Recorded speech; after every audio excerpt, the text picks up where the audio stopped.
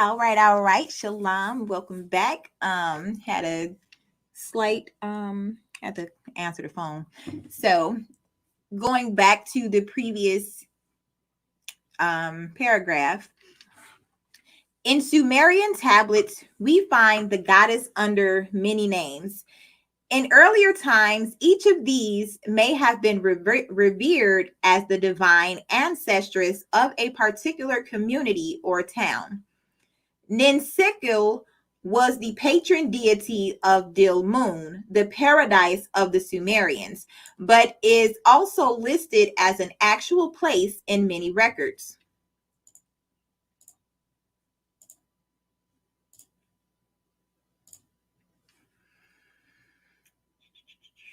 Namu was known as she who gives birth to heaven and earth, as well as the mother of all deities.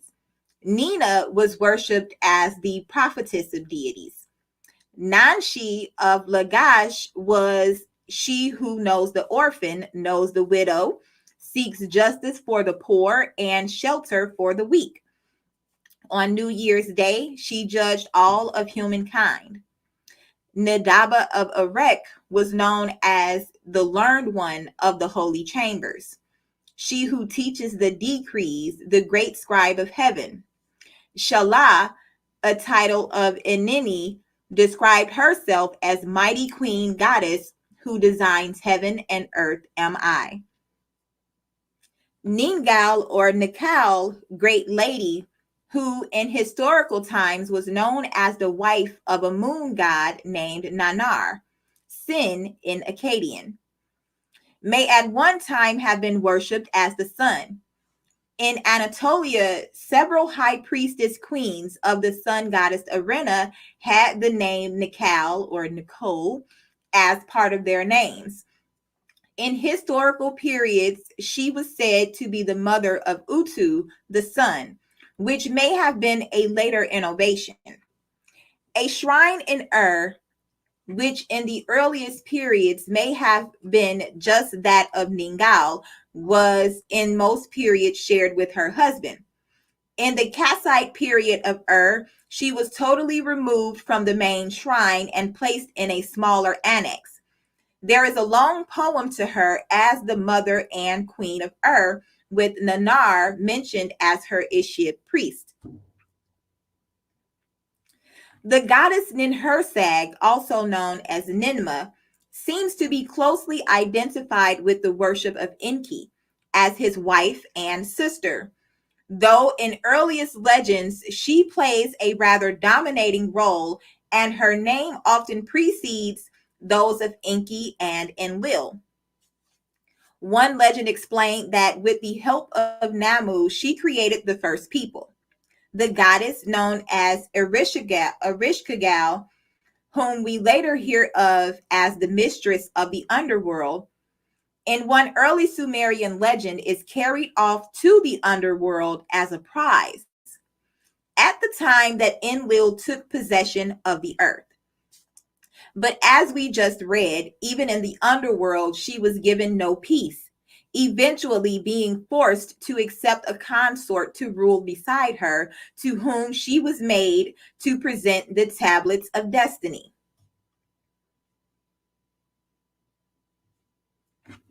The name of the goddess, as Inanna, appears to have been derived from Inini, or Nina. She may have become the daughter of Ningal at the same time that Utu became the sun. By the time we meet her in the period of written legend, shortly after 2000 BC, though she still receives great reverence, she has clearly lost what was previously hers. Though Namu had created heaven and earth and Ninhursag, Nintu or Ninmah, the first people, one myth tells us that Enki established world order. In this myth, we read that he created the irrigation canals, making the Tigris and Euphrates eat together.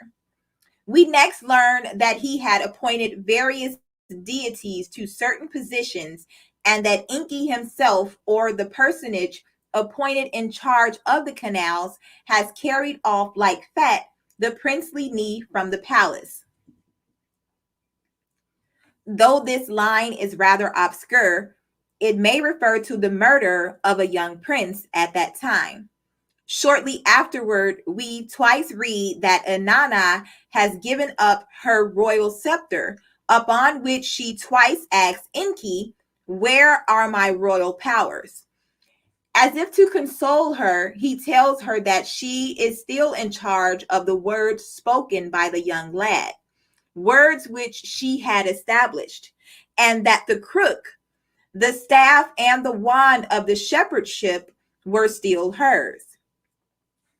As if in further explanation of her loss of powers as a result of the canal building, he ends with, "Inanna, you who do not know the distant wells, the fastening ropes, the inundation has come. The land is restored. The inundation of Enlil has come."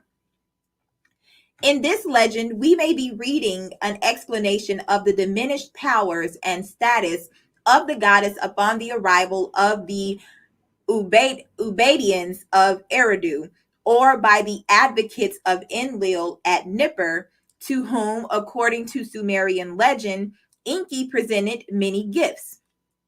Since the myth was not written until after 2000 BC, it would be difficult to say whether these changes occurred during the arrival of the Enki people or at the time of the settling of Nippur. Though the position of women and the supremacy of the goddess certainly lost ground all through the historical period of Sumer, these changes may have been happening for centuries, even millennia. Yet throughout the historical period, the goddess as Inanna was still deeply revered, especially in Erech. She appears to have been regarded continually as the one who bestowed the rights of shepherdship or kingship, suggesting that the matrilineal rights to the royal throne continue to exist, a factor that will be more thoroughly discussed in chapter 6. There may even have been a revival of the religion of the goddess between the two periods.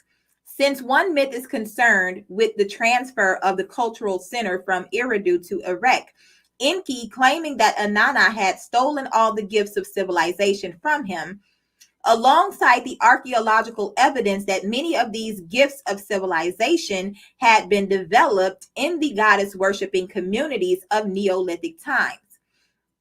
It is also interesting to note that the words the Sumerians used for farmer, plow, furrow, smith, weaver, leather worker, basket maker, potter, and mason were not Sumerian words, but apparently borrowed from another, perhaps earlier language. A third male deity was introduced to Sumer probably shortly before the beginning of the second millennium, a period when Hurrians are known to have been entering the area. He is known as An or Anu, generally defined as the Sumerian word for sky. Yet the word An or An appears in several Indo-European languages as ancestor, while in German, An is defined as primeval ancestor. This title occurs in the Indo-European Greek name Uranus, a sky god. Professor Hook tells us that in the early Sumerian period, the name Anu is relatively obscure, and his name does not appear on any of the 18 lists belonging to this period.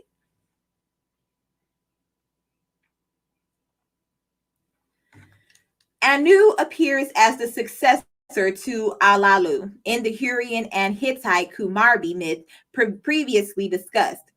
But most interesting is his appearance in the later myth of Marduk, the son of the sun.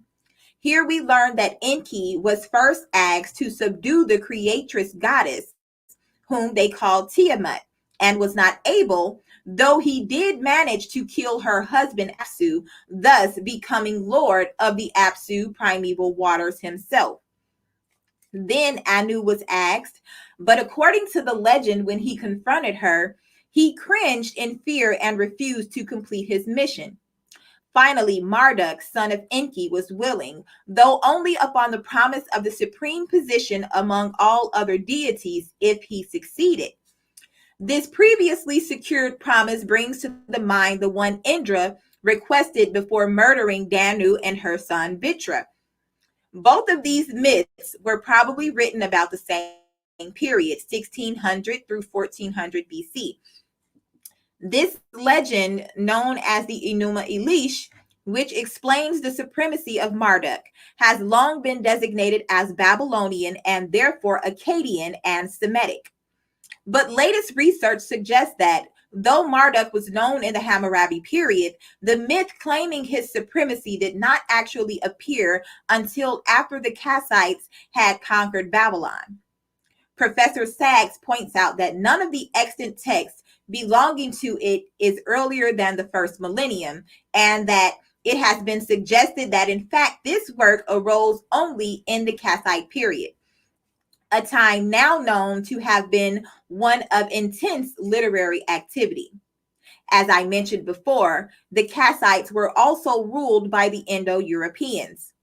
Gurney tells us that the names of Indian deities are found to form an element in the names of the Kassite rulers of Babylonia, though once again the greater part of the Kassite people were not Indo-European.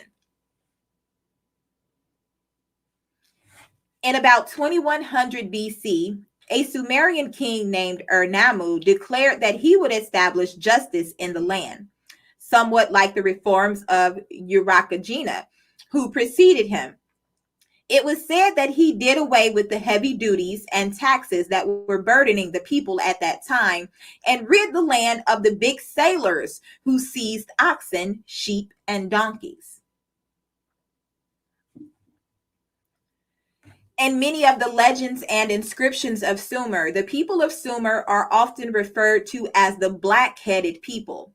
This designation, which was probably a description of the hair coloring of most of the inhabitants of Sumer at that time, is interesting when one begins to question why the phrase first came into use. Usually people are identified by whatever is different about them. We would not refer to a group as the two-eyed people unless there was also a group of people with only one eye or with more than two eyes. This description, so often applied to the people of Sumer in the writings of Sumer itself, may well be another indication that those who first coined the term and used it were themselves, or were at least familiar with others who were not black-headed people, but people with hair of a lighter color. Each of these connections, when viewed side by side, may suggest that Enki, Enlil, Anu, and Marduk were each introduced by Indo-European or closely related northern groups entering the goddess cultures of Mesopotamia. Enlil, Enki, and Anu appear to have come gradually assimilated into the vaster numbers of goddess-worshipping people. But the later figure of Marduk, and especially Ashur, who succeeded to his position in Hurrian-controlled Assyria, were worshipped in societies where the position of women had certainly lost ground. Egypt, a boat in the heavens? The other possible, though also speculative, appearance of these same northern invaders may have occurred shortly before the earliest dynastic period of Egypt. Just before 3000 BC, there is evidence of an invasion in Egypt, shortly after which, just as in Eridu, kingship was first instituted. Upper and Lower Egypt were then joined together for the first time under that one king. Until the time of the invasion, the Neolithic cultures of Egypt appear to have held the cobra goddess of the north, Azit, and the vulture goddess of the south, Niket, as the two supreme deities, though there were many other local deities worshipped in each community. After the invasion, the two goddesses were demoted, though they continued to symbolize the royal crowns of Upper and Lower Egypt, both of which were now worn on the king's head, one inside the other. Mel Malawan writes that the inference That there was some contact between Egypt and Sumer at the time is confirmed by the presence of Jemdet Nasir type seals. The Jemdet Nasser period of Sumer was the time of the settling of Nippur and apparently the introduction of Enlil. Malawan, judging from methods of construction and style, also suggested that the first dynasty tombs may have been inspired by the temples of Mesopotamia. Discussing the Jemdet Nasser period, Sachs reports that abundant evidence of Mesopotamian cultural influence is found at this time in Egypt. Significant is the fact that cylinder seals, a specifically Mesopotamian invention, occur there, together with methods of building in brick foreign to Egypt but typical of the Jemdet Nasser culture. In Egypt, also at this time, Mesopotamian motifs and objects are represented in art. A striking example being a boat of Mesopotamian type found carved on a knife handle. Whilst the principle of writing, though not the technique, was certainly taken over by the Egyptians from Mesopotamia. It may be that the same people who were known as the Ubaid and Sumer, perhaps leaving during the Jemdet Nasser period when the newer groups were entering Sumer, made their way into Egypt at that time.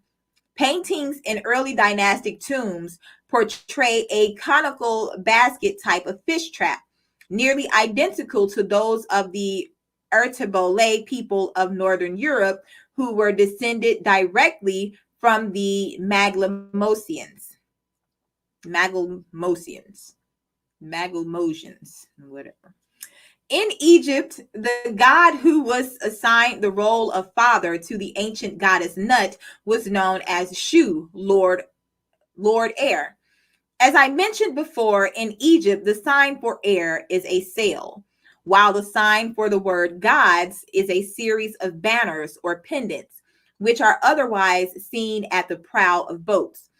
The male deity of Egypt who arrived with the invaders was portrayed as a sun god riding in his boat, much as Enki was known as he who rides. Professor Walter Emery spent some 45 years excavating the ancient tombs and pyramids of Egypt. Discussing the arrival of these people, he writes, whether this incursion took the form of gradual infiltration or horde invasion is uncertain, but the balance of evidence, principally supplied by the carving on an ivory knife handle from Gebel el Arak and by paintings on the walls of a late pre-dynastic tomb at Hierakonpolis, strongly suggests the latter. On the knife handle, we see a style of art which some think may be Mesopotamian or even Syrian in origin, and a scene which may represent a battle at sea against invaders, a theme which is also crudely depicted in the Hierakonpolis tomb. In both representations, we have typical native ships of Egypt and strange vessels with high prow and stem of unmistakable Mesopotamian origin. At any rate, towards the close of the 4th millennium BC, we find the people known traditionally as the followers of Horus, apparently forming an aristocracy or master race ruling over the whole of Egypt. The theory of the existence of this master race is supported by the discovery that graves of the late pre-dynastic period in the northern part of Upper Egypt were found to contain the anatomical remains of a people whose skulls are of greater size and whose bodies were larger than those of the natives. The difference being so marked that any suggestion that these people derived from the earlier stock is impossible. He also describes a scene on a mace head of one of the earliest kings, which portrays him building a canal, apparently amid great ceremonial activity, and adds that there is strong evidence to show that the conqueror of the north attempted to legitimize his position by taking the northern princess as his consort. The invaders of this period were known to the Egyptians as the Shemsu, Hor, people of Hor. The Hor tribes eventually made Memphis their capital. Upon their arrival, the new male deity was introduced. He was called Horror, the great Hor, writing of the origins of the Hor figure in Egyptian mythology. Rudolf Anthes, professor of Egyptology, explains the time was the beginning and middle of the third millennium BC, starting with the earliest documentation of history, and the circumstances were prompted by the establishment of the kingship in Egypt. By 2900 BC, pictures of the sun god Horror show him riding about in his boat of heaven. We may find this conceptual imagery of the sun god riding in his boat in the heavens, not unlike the latter Indo-European imagery of India and Greece, where the sun god then rode across the heavens in a horse-drawn chariot. According to Professor Emery, the name of the first king of the first dynasty, known as Narmer of Menes in Manetho's History of 270 BC, was actually Hor-Aha. But the name of Hor appears to then have been incorporated into the more ancient religion of the goddess as the sun who dies. This has led to much confusion between the two Hors. One, the elder god of light of the invaders, the other, the son of the goddess Isis. Hor, later known as Horus to the Greeks, was described in various texts as fighting a ritual combat with another male deity known as Set. Set is generally identified as the uncle or brother of Hor. The fight symbolized the conquest of Hor over Set. Hor symbolizing light and good, Set standing for darkness and evil. Dr. E. Wallace Budge wrote that the fight which Horus, the sun god, waged against night and darkness was also at a very early period identified with the combat between Horus, the son of Isis, and his brother Set. Originally, Set or Sut represented the natural night and was the opposite of Horus. In Sanskrit, the word Sat means to destroy by hewing into pieces.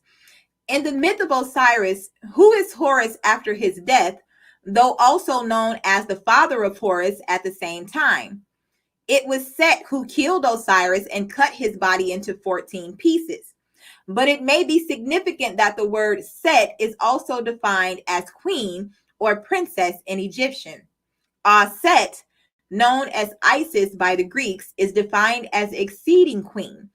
In the myth of the combat, Set tries to mate sexually with Horus. This is usually interpreted as being an insult.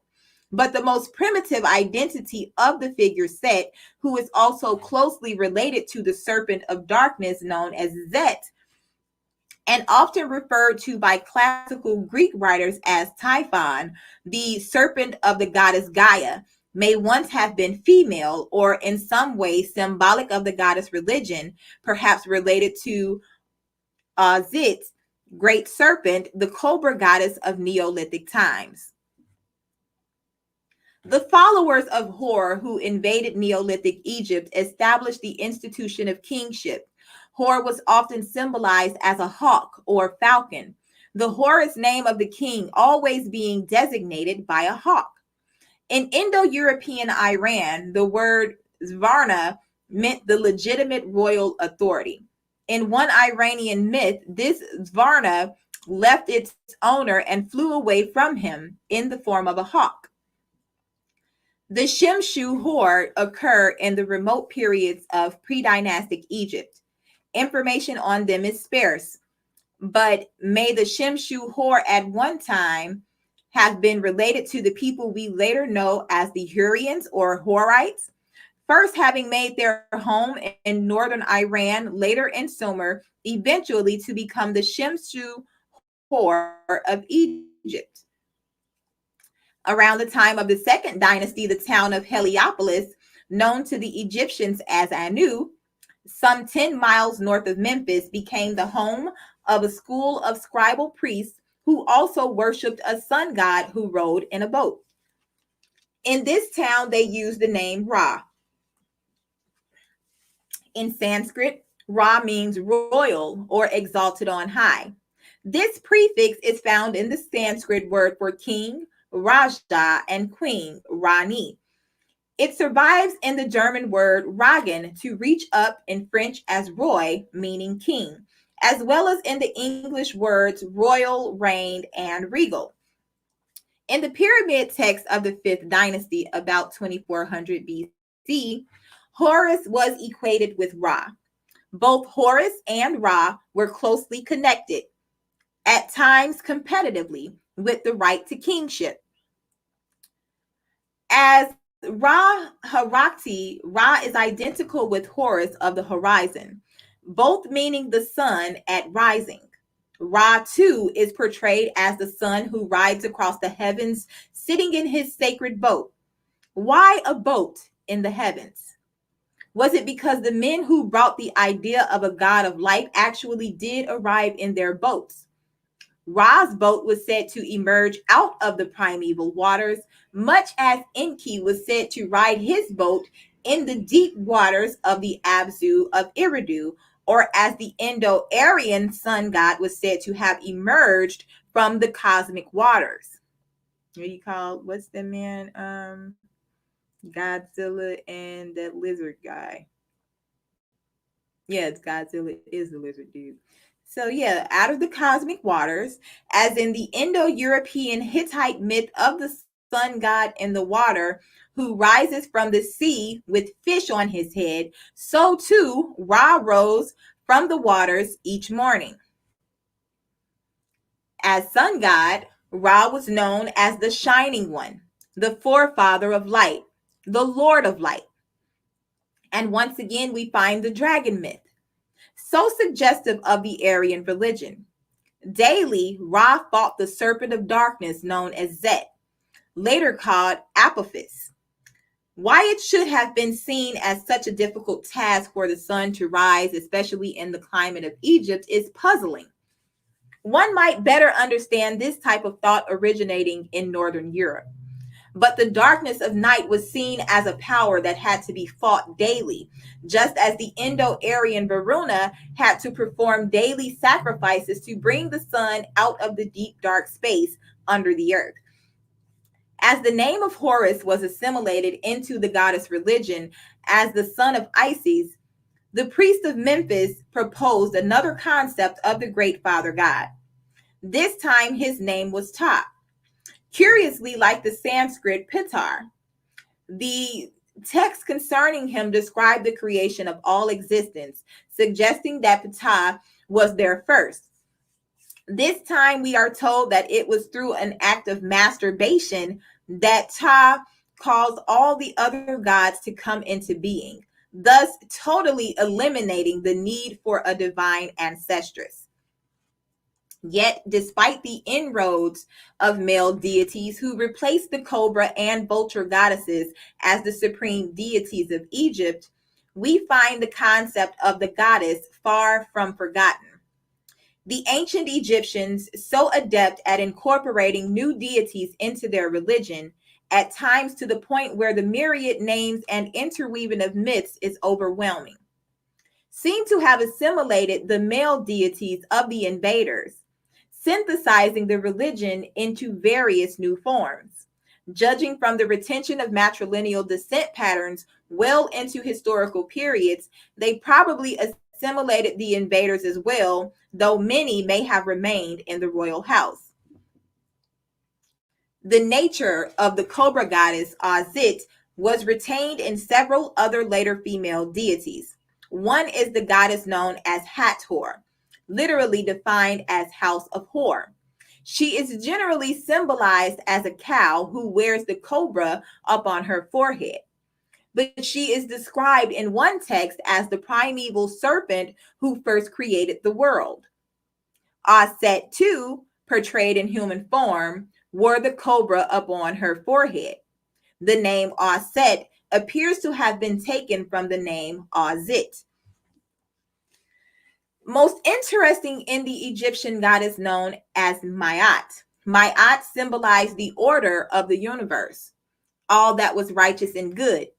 Depending upon the location of the text, she came to be known as the Eye of Horus, the Eye of Ra, or the Eye of Ta. Eye in Egyptian is Uzat. I hope I said that right. Again, a word most similar to Azit. But in Indo-European Greek, the word for eye is mati. Ma'at was the embodiment of the ancient Uraeus cobra. She seems to have been allowed to retain her qualities and nature as long as she was assigned to one of the male deities as his possession. Professor Anthes writes, as long as the king lived, the uraeus was, as the pyramid text expressed it, magically guarded by the king.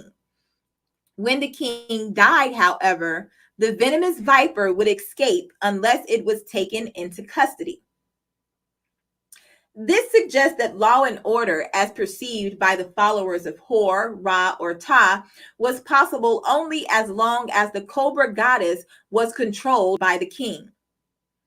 The strange combination of qualities assigned to the Uraeus cobra, then known as Ma'at, ultimate wisdom and dangerous, perhaps rebellious, chaos, suggests that the cobra symbolized to the kings of Egypt the goddess worshiping society she originally represented. One reference in pyramid text of the 5th dynasty has long puzzled students of ancient Egyptian culture. This was the account that in earlier times, men were sacrificed at the grave of Osiris, men with red hair. If the Shemsu Hor were related to the people we later recognize as the Indo-Europeans or Horites, this reference becomes more understandable. The question of whether the people of the Ubaid period of Eridu, those of the Jemdit Nasser period of Nippur, or the Shemsu Hor of Egypt were actually groups of early Indo-Europeans or closely related peoples from the Caucasus and Urartu areas must at this time remain as hypothetical speculation, at least until further research is undertaken. What is certain is that these groups brought the worship of the male deity with them as they entered the lands of the people who held the goddess as sacred. And both the Ubaidians and Shemsu Hor appear to have first initiated the concept of kingship, while the Jemdit Nasser people at Nippur and Kish revived it. The Hittites, the creation of an exclusive caste. Returning to the more historically attested periods of the Indo-European invasions, the Hittites are believed to have entered Anatolia from the Caucasus region at about 2200 BC, though there are instances of earlier arrivals of small numbers of these same people. According to Professor Gurney, examination of the skulls, which have been found on several sites in Anatolia, shows that in the 3rd millennium BC, the population were preponderantly long-headed or dolichocephalic Mediterranean, with only a small admixture of brachycephalic alpine types. In the 2nd millennium, the proportion of brachycephalic skulls increases to about 50%. It was these brachycephalic or alpine people who eventually came to be known as the ruling class of the Hittite Empire. Before their arrival, the inhabitants of the land were known as the people of Hatti. It was actually the name of Hattai that led to the name of these people as Hittites, so called by early scholars who were still unaware that the Hittite kingdom was composed of two quite distinct groups of people. This was further complicated by the fact that several Hittite kings took the name Hattusili, and the invaders named the capital Hattusis, perhaps thus identifying themselves as belonging to the people. Now better understood, it is clear that the original inhabitants of the land became the subservient or conquered class, while the invading Indo-Europeans assumed the roles of royalty and leadership, much as the Shemsu Hor did in Egypt, and the historically attested Aryans did in India, human Mitanni, among the Kassites, and later in Greece and Rome. The Hittite state, says Gurney, was the creation of an exclusive caste superimposed upon the indigenous population of the country. A group of Indo-European immigrants became dominant over an aboriginal race of Hattiyans. Professor Saggs tells us that after the period of confusion resulting from the incursion of Indo-European invaders into the region of the Hals, one of their princes, a certain Larbonus, carved out a kingdom for himself, which according to Hittite tradition, he rapidly enlarged by military successes until he made the sea his frontiers. Saggs agrees with Gurney, stating that government in the Hittite kingdom was at this time essentially restricted to a noble and closed caste ruling over the indigenous population and alone concerned in military activities and the central administration of the state. The Indo-Europeans, with their horse-drawn war chariots and iron weapons, as well as their greater physical size, even further emphasized by canonical hats that appear to be about 18 to 24 inches high, possessed a military supremacy never before encountered. The wheeled vehicle occurs in the goddess-worshipping cultures of the Halaf period.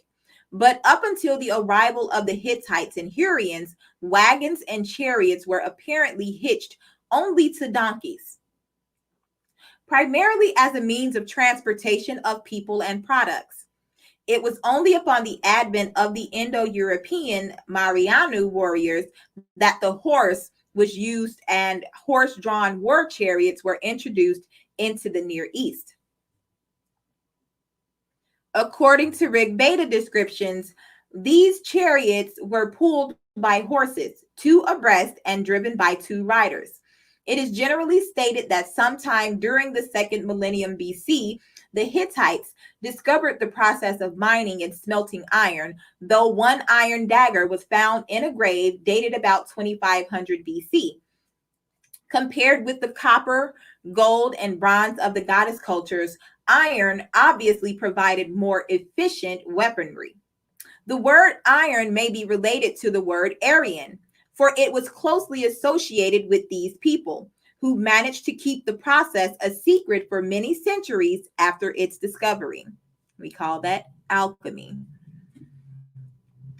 The Neolithic Egyptians had used meteoric iron, which they referred to as metal from heaven.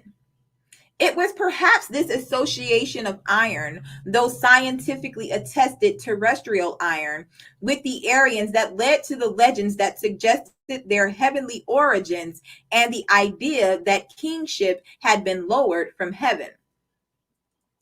Between the monopoly on iron weapons and the speed and force, as well probably as the intimidating effects upon peaceful urban people of the horse-drawn war chariots, the Indo-European invaders held a military power unknown in the Near East until their arrival. The conquered Hattiyans must have been kept tightly in line through fear of this well-armed warrior caste that ruled their country. One Hittite law stated, "If anyone opposes the judgment of the king, his household shall become a ruin. If anyone opposes the judgment of a dignitary, his head shall be cut off." Before the invasions, the Hittites had not yet developed a written language, at least not one that was used for recording myths and literature.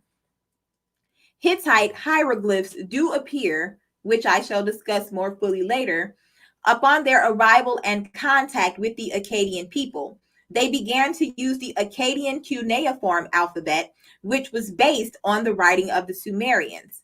Though in the writing of many of their myths, the Hittites actually used the Akkadian language, their own language was also transferred into the Akkadian manner of writing. It is this Hittite language that appears as one of the earliest forms of Indo-European speech. In early historic times, this language is most closely associated with Sanskrit, Latin, and Greek. At the present time, we find it related to German, French, English, Danish, and nearly all other European languages. Gurney reports that the discovery that Hittite had affinities with the Indo-European languages was made by Czech scholar B. Ronzi and published in 1915. The suggestion that an Indo-European language was spoken by the population of Asia Minor in the second millennium before Christ was so startling that it was first received with great skepticism. He goes on to say that it has now been proven without a doubt. The original Hattans, who may have been related to the much earlier goddess-worshipping people of Catalhoyuk, which is about 125 miles south of the Hittite capital of Hattusis, seem also to have held the goddess as their supreme deity. Goddesses such as Hana, Hapat, Kupapa, and the great sun goddess of Arena all appear to have survived from the earlier Hattian religion. In several texts, the goddess was simply called the throne, the title associated with Isis in Egypt. Though there is evidence in their texts that the Hittites worshipped Indra, Mitra, and Varuna, Hittite myths and accounts of these deities have not yet been unearthed.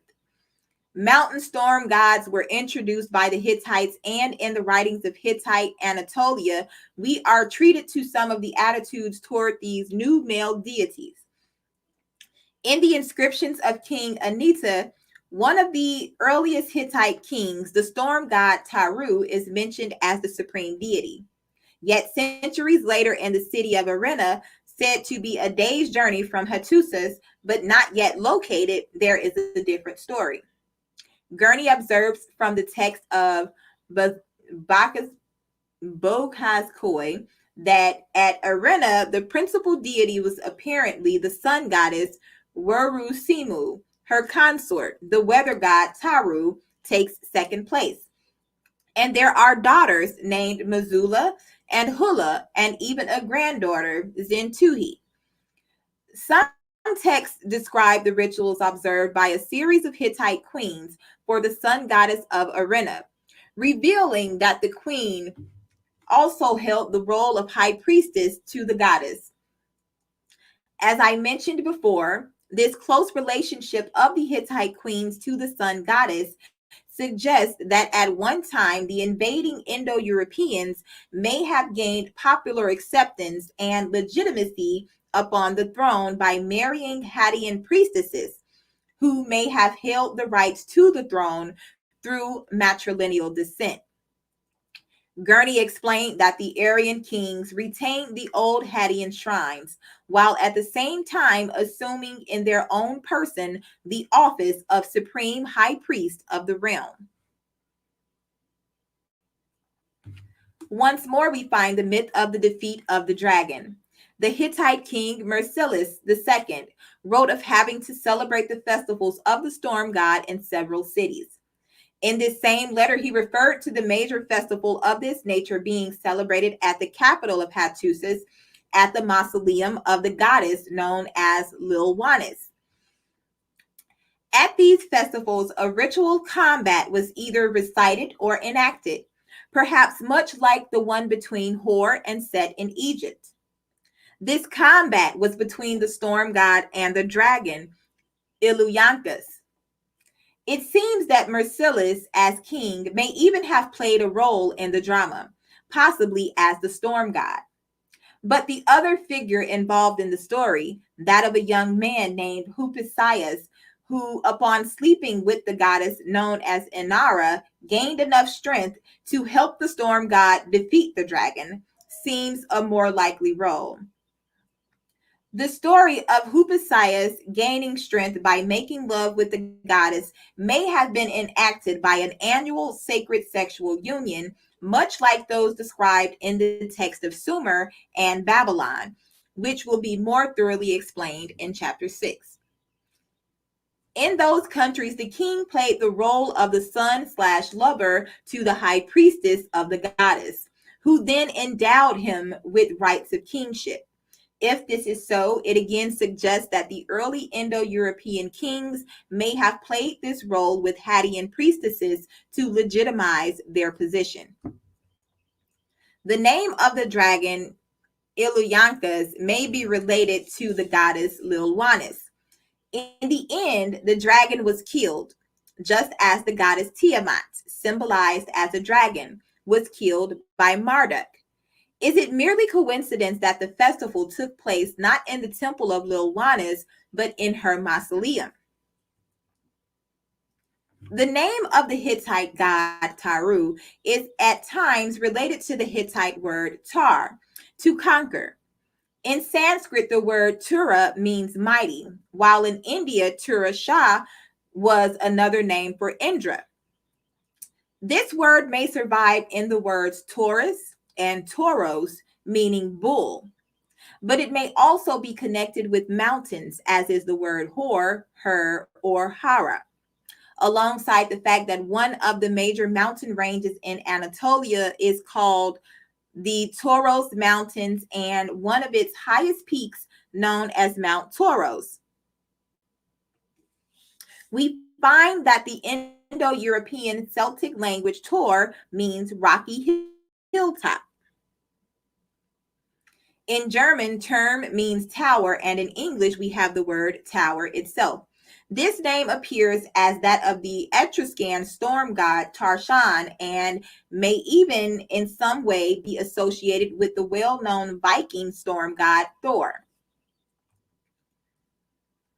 The Hittites were often in conflict with Egyptian armies, both trying to gain control of Canaan, the area today known as parts of Syria, Lebanon, and Israel or Palestine. Possibly as a result of these conflicts, in an effort to make peace or perhaps to infiltrate, Hittite, Hurrian, and Kassite princesses were sent as wives to Egyptian kings of the 18th dynasty, 1570 to 1300 BC, for several generations in succession. Both queens Ti and Nefertiti, respectively mother and wife of the religious revolutionary king Ignaton, are thought by some authorities to have been of Hittite or Hurrian descent.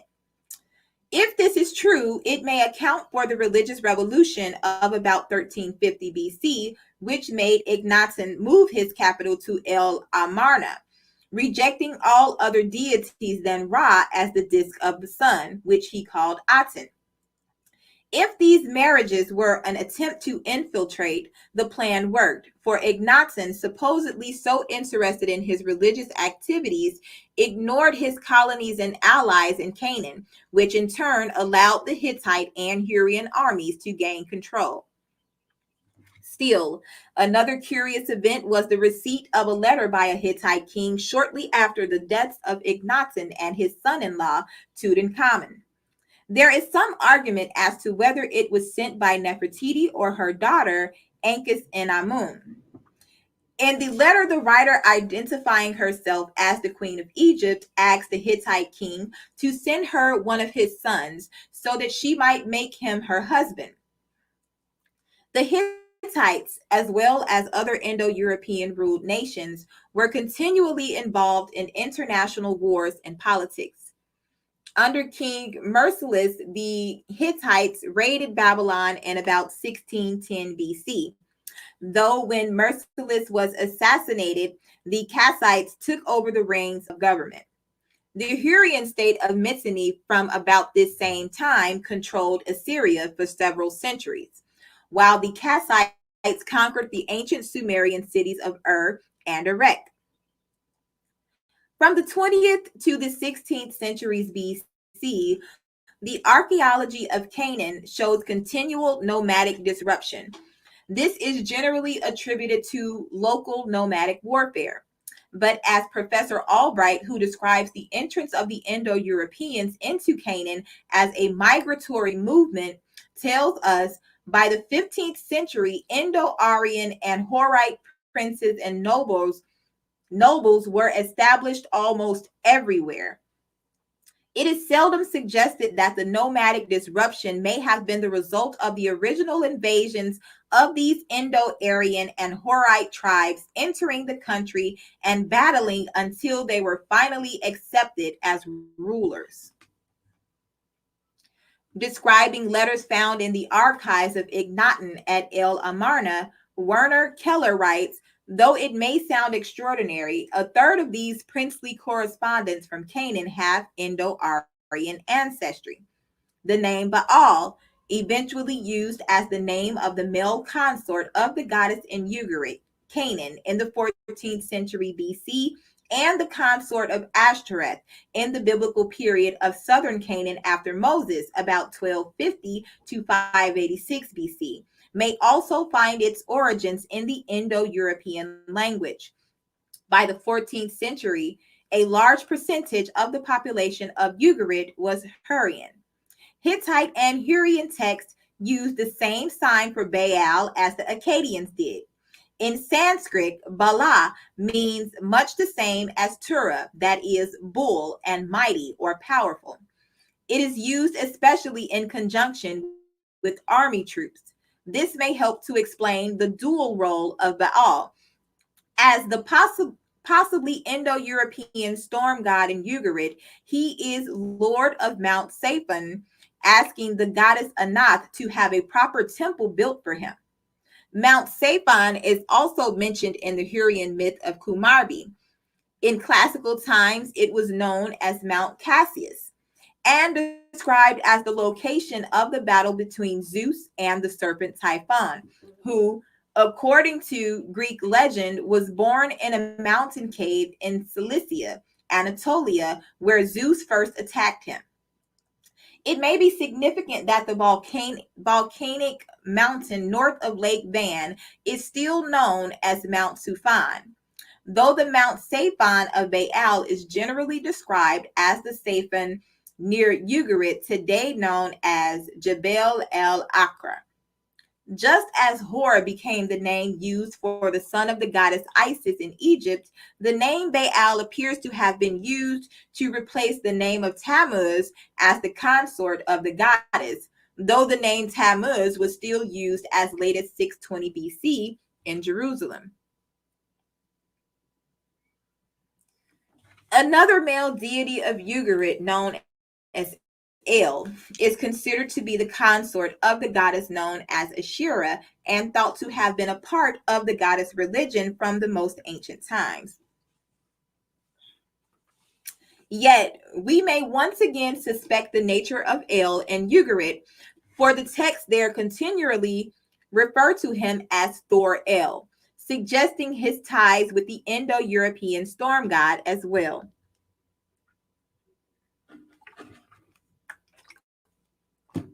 Luvians, Luvician, or Luvites.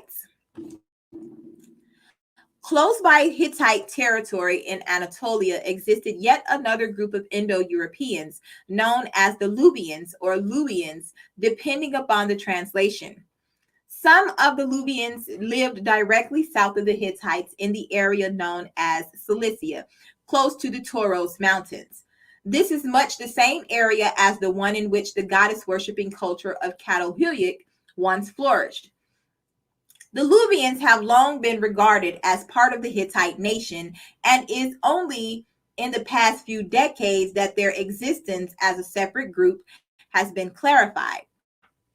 Very little is known of these people except that they were the authors of what have long been referred to as the Hittite hieroglyphs, picture words appearing most often on royal monuments and in a few texts.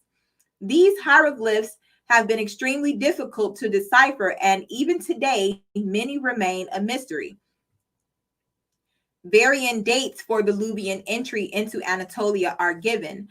Albright writes that the Luwians occupied most of southern Asia Minor not later than the early 3rd millennium BC. R.A. Crossland in the Cambridge Ancient History suggests a later date, stating the deduction that Luwians were current in Western Anatolia from 2300 BC onwards is not improbable in itself. Professor Lloyd agrees with Crossland, saying in about 2300 BC, a great wave of Indo-European peoples speaking a dialect known as Luwian seems to have swept over Anatolia. Their progress was marked with widespread destruction. Peep the number 23, 23, 23 make 46 chromosomes. It's all about the seed mixing. So some authorities claim that Luwian is archaic compared to Hittite. The name Luwian comes to us through the Hittite text, which referred to the land in which these people lived as Luvia, and their language is Luvili or Luvili.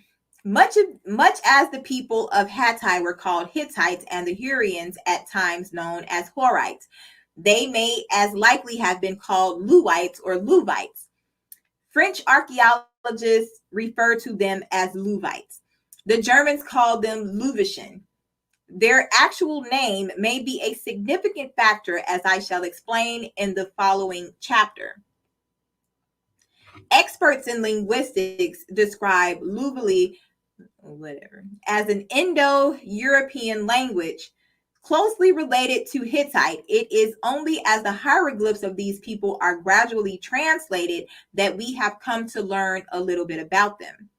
Hans Guterbach, professor of Hittitology, wrote in 1961, "We have to assume that the Luwians too superseded a population that spoke another language, but this substrate still remains unknown and unnamed." The language written with the so-called Hittite hieroglyphs is nothing else but a Luwian dialect. Because of the problems in deciphering the hieroglyphs, the poor state of what has so far been discovered, and the limitations of the material itself, little is yet known of the Luwian religion. We do know that the major deity was the storm god, whose name was much like the Hittite god Taru. In Luwian, he was known as Tarhund, Tarhunta, or Tahuis. Guterbach tells us that no mythological material has yet been found in the hieroglyphs, and that they are for the most part of votive character. These are what he refers to as the magic type, spells and incantations inserted into ritual texts. This prevalence of totally religious material in their own archaic hieroglyphs, while other means of writing were readily available, suggests that the Luwians, perhaps much like the Brahmins of India or the priestly scribes of Ra at Anu in Egypt, may also have been a priestly caste. Other indications that seem to affirm this possibility include the fact that scribal schools producing myths in Hurrian, Hittite, and Akkadian appear to have been located in the Luwian territory of Kizzuwatna. Guterbach observes that Kizzuwatna, the region in southeastern Anatolia, including the Cilician plain, was the one Hittite province in which Hurrian scribal schools must have flourished most prominently. He suggests this on the basis of the fact that there are many Luwian loan words in texts written in the Hittite language, but which deal with Hurrian myths. But it is equally as possible that it was the Luwians themselves who were making these translations. Little ease can be stated about the Luwians until further interpretations of the hieroglyphs are made or more material is discovered, but their role in religious history may have been extraordinary, as I will explain in the following chapter, which continues our examination of the patriarchal cultures that eventually destroyed the religion of the goddess. Some authorities associate the Indo-European speaking people with the people of the Neolithic Kurgan culture of Russia, who lived just north of the Black Sea and the Caucasus. There has been the suggestion that the Kurgan people later dominated the peoples of the Neolithic Europe. And one writer has even speculated that it was they who introduced the Indo-European language to European peoples at that time. Since we do not have evidence of the language of the Kurgan people in Russia or of the European people at that time, the theory must at this time remain speculative. The Magalmosians, who appear to have been exceptionally interested in mobility and means of transportation, also developed skis and sleds. The Sumerian king lists mention a great flood, stating that after the flood, kingship was lowered from heaven a second time, this time in Kish.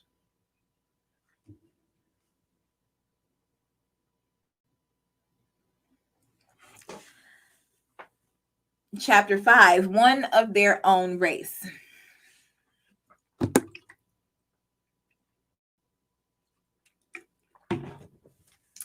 Unlikely as it may seem, the next group of people whose connections to the Indo-Europeans will be considered are the Hebrews. As George Mendenhall writes, ancient Israel can no longer be treated as an isolated, independent object of study. Its history is inseparably bound up with ancient Oriental history, whether we are concerned with religion, political history, or culture. Mendenhall also comments that hypotheses are basic to sound research and eminently practical. They are constructed not as a substitute for facts, but to suggest possibilities and guide future investigation. It is in the spirit of this attitude that I hope what I am about to say will be understood. Abraham, father of the Hebrew tribes, first prophet of the Hebrew God Yahweh, may have either been related to or deeply influenced by the conclave of Indo-Europeans who lived in the town of his kinsman, Haran. It is possible that the name of the Judeo-Christian God, known in the Old Testament as Yahweh, though perhaps more familiar to us as Jehovah, was originally derived from the Sanskrit word Yava, meaning ever-flowing. The name Abraham itself may be related to the name of the Aryan priestly caste of India, the Brahmins, and the patriarchal attitudes of the Hebrews may have been formed, not in a cultural vacuum as is generally assumed, but by their connections to the male-oriented northern invaders. Certainly, the Hebrew people have never been thought of as Indo-European, and by the time they were settled in Canaan after their stay in Egypt, the majority of them may have been Semitic.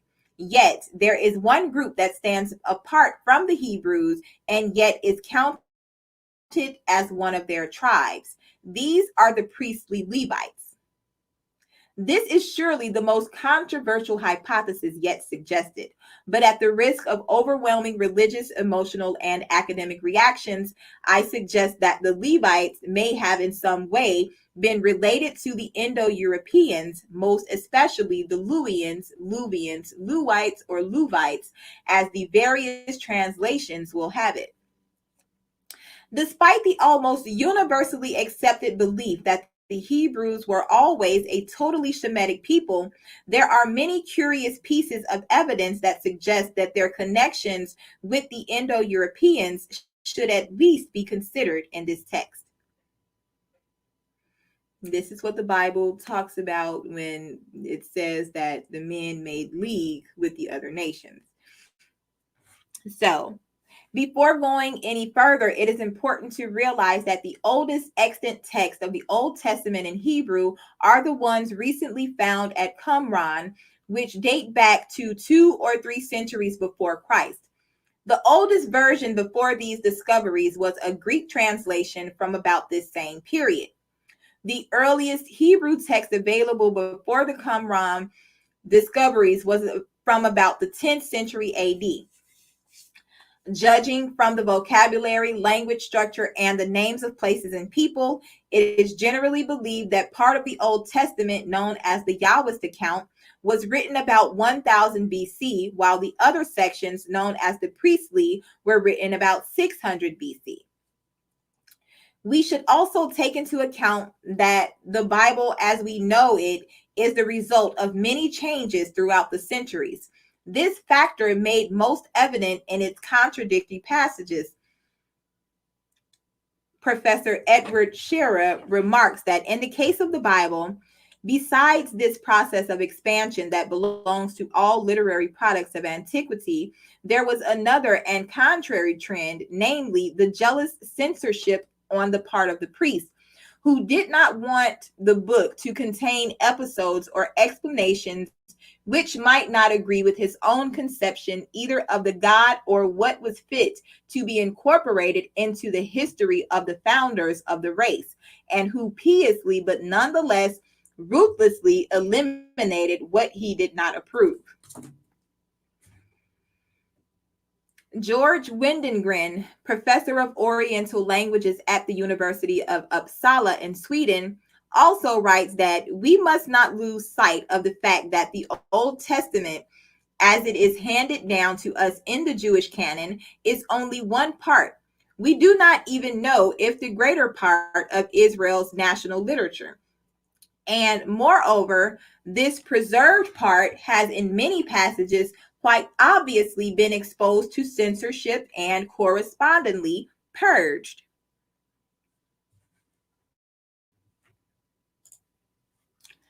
Indo-Europeans in the book of Genesis.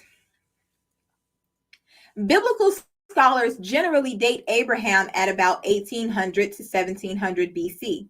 But many of these same scholars assign Moses to about 1300 or 1250 BC.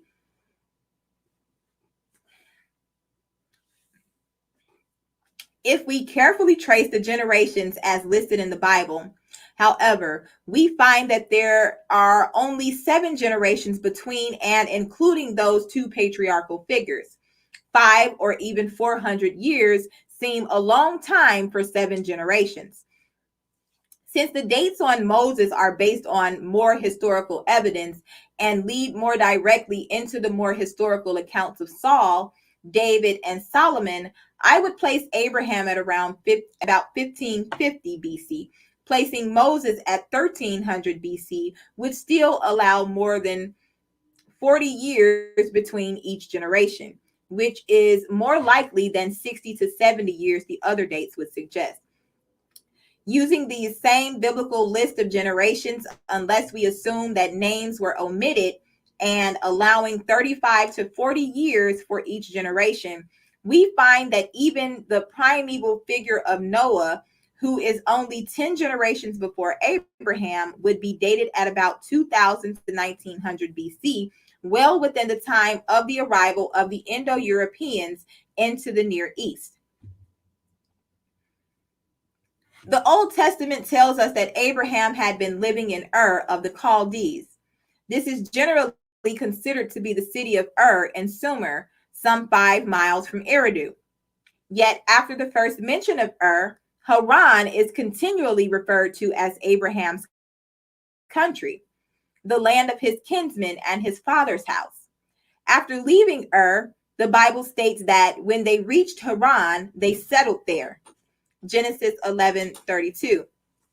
But once in Haran, the Lord said to Abram, leave your own country, your kinsmen, and your father's house. Genesis 12:1. Some Bible scholars have suggested that since there were towns at that time with names such as Urkish, Ur, Ura, Urfa, and others, meaning old or great, one of these others actually may have been the of the Bible. Though Haran does seem to be his actual homeland and the city of his kinsmen, this connection being further evident in the stories of Isaac and Jacob, we may even conjecture that Abraham or his family moved from Haran to Ur at some earlier time. We know that there were Hurrians in Nippur by 2300 BC. In any case, the Bible relates that Abraham moved from Ur to Haran with his wife and family. The information on the Indo-European invasions has made it clear that even by 1800 BC, many Hurrian people had moved into the area eventually known as Mitanni. Haran was located in the very center of that kingdom. The name of the city itself probably results from its position in the Hurrian territories. It is not far from the early Hurrian settlement of Urkish, which is dated at about 2400 BC. Abraham's relationship to this town may also be indicated in the names of his relatives. His grandfather and one brother were named Nahor. His other brother was named Haran. Throughout the Bible, most especially in Genesis, there are references to the Hittite and Horite people, some very closely associated with the family of Abraham. We read in Genesis 23:6 that later, when Abraham was in Canaan, he needed a place to bury his wife Sarah. Now, when people bury their dead, they generally try to find consecrated or at least familiar ground. Therefore, it is perhaps curious that the man Abraham approached to request the use of his land for Sarah's burial was Ephron the Hittite.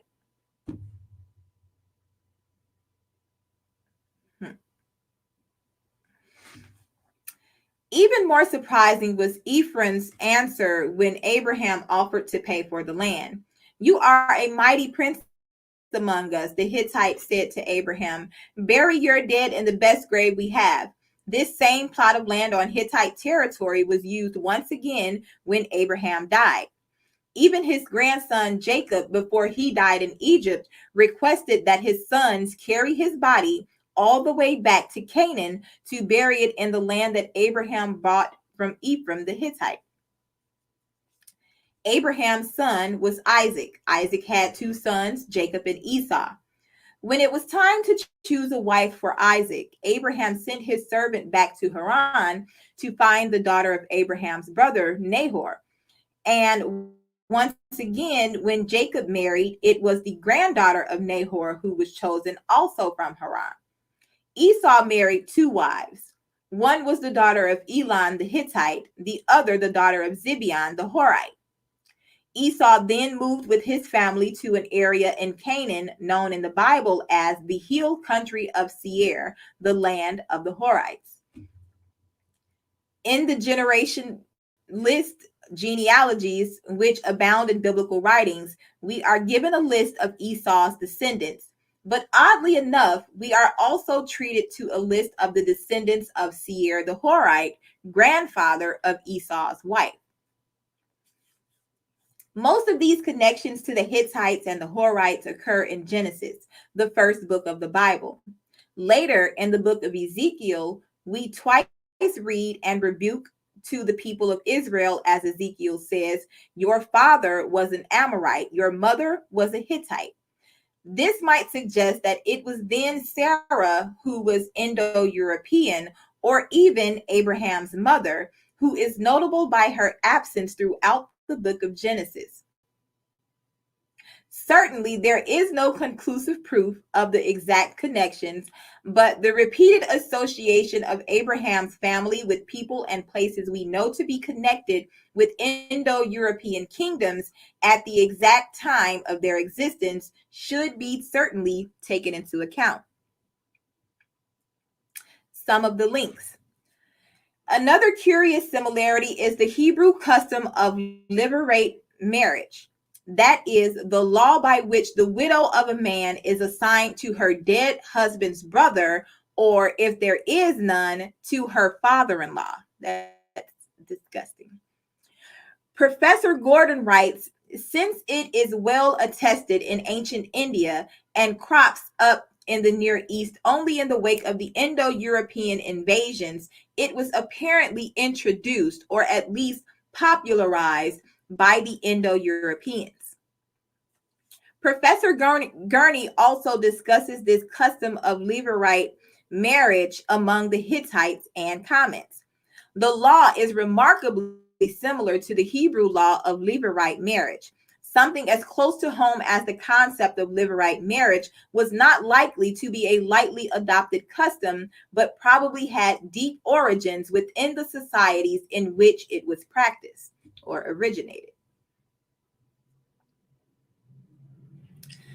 Professor Gordon has long pointed out the close relationship between the Indo-Europeans and the Hebrew peoples in terms of literature, linguistics, and custom. Though he does not present as close a relationship as the one I am suggesting, he does say we can now surmise why it was the Hebrews and Greeks who first emerged as the historians of the West. Both of them started their historiographic careers on Hittite substratum. Robert Graves also suggests a close relationship between Hebrew and Indo-European Greek concepts and literature, even defending his stand by commenting that he is not a British Israelite. As I mentioned before, the Hebrews also retained the memory of a myth of a battle between Yahweh and the serpent Leviathan, though the major portion may later have been removed, possibly at the time of the addition of the legend of Adam and Eve. In Job 26:13 and in Psalm 104, we may still read that Yahweh destroyed the primeval serpent. In Psalm 74, we also find, by thy power, thou didst cleave the sea monster in two, just as Marduk did, and break the sea serpent's head above the waters. Thou didst crush Leviathan's many heads. Now, this serpent Leviathan was also known in the text of Ugarit in northern Canaan as the foe of the storm god Baal. Though we do not yet know of them as Indo-European, the rulers of Ugarit, just a few miles south of Hittite and Luvian territory, were on extremely friendly terms with the kings of the Hittites.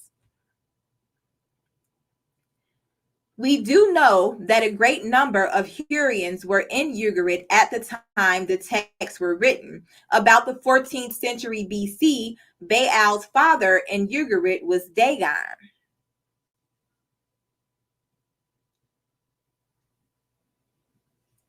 Dag is still the word used in Turkey to mean mountain. Text of Ugarit describe Baal's conquest of the dragon Lawton or Leviathan. As I mentioned before, Lat or Elat in Canaanite meant goddess. The name emerged again in the Indo-European Greek myth of Hercules, who kills the serpent Ladon, who was said to be guarding the sacred fruit tree of the goddess.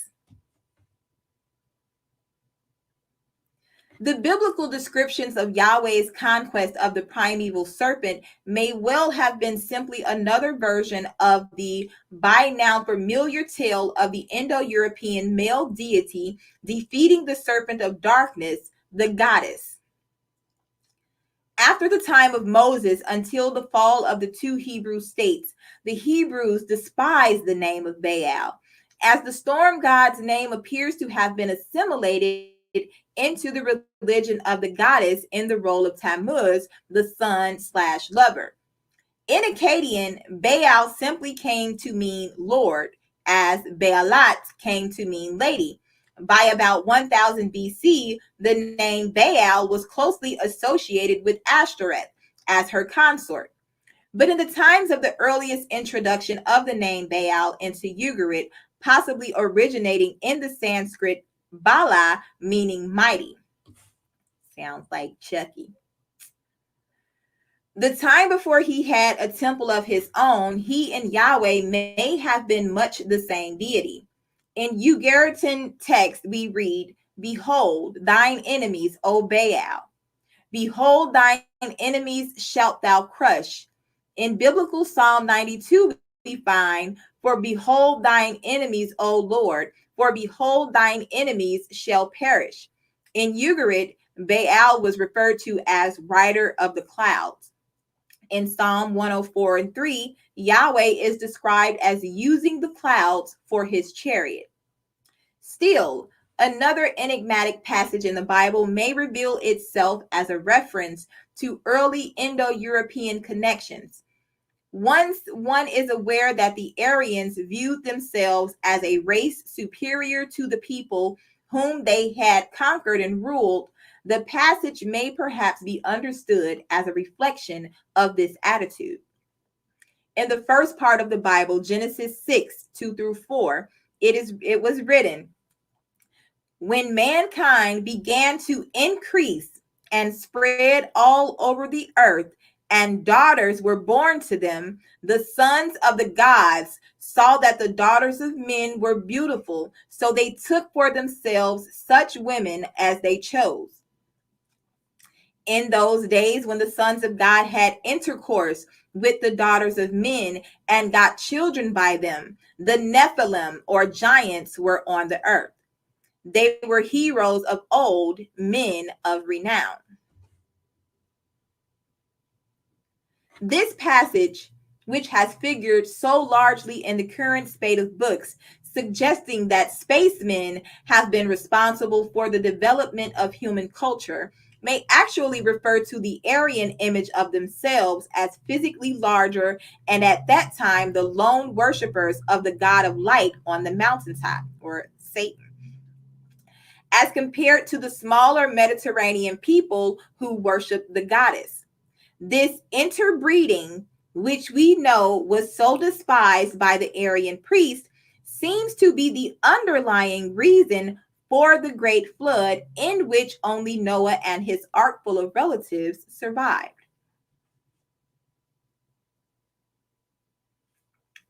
Iranian literature occurs 4 centuries after the period generally assigned to Yahweh's portions of the Old Testament, though simultaneous with the priestly sections. Similarities between Hebrew and Iranian myths may be the result of connections at that period, about 600 BC, though it would be difficult to decide which culture was the originator. But there is the possibility that both were derived from the same Indo-European religious thought. In the Pahlavi text of 400 BC, based on the Avesta of 600 BC, the creation of the universe is described as having taken place in 7 acts. These correlate extraordinarily closely with the Hebrew account. First, the sky. Second, water. Third, earth. Fourth, plants. Fifth, cattle. Sixth, man. And on the 7th day was Ahura Mazda himself. The account is certainly similar, and yet in the ways that it differs, one may have reason to assume that neither was a direct loan, but more likely the result of 2 lines of development originally stemming from the same earlier source. Another text in the Pahlavi books deals with the Indo-Iranian view of the first woman. She was known as Jay, queen of all whore demons. The story takes on the characteristics of the legend of Adam and Eve in that it relates that Jay arrived at the creation in the company of the devil, Ahriman. In this account, she does not converse with him, but relates to him sexually instead. It is then stated that she was joined with the devil so that she might afterward defile all women, who in turn would defile all men. We are then told, since women are subservient to the devil, they are the cause of defilement in men. Surely not the same story, but certainly much the same underlying thought and attitude.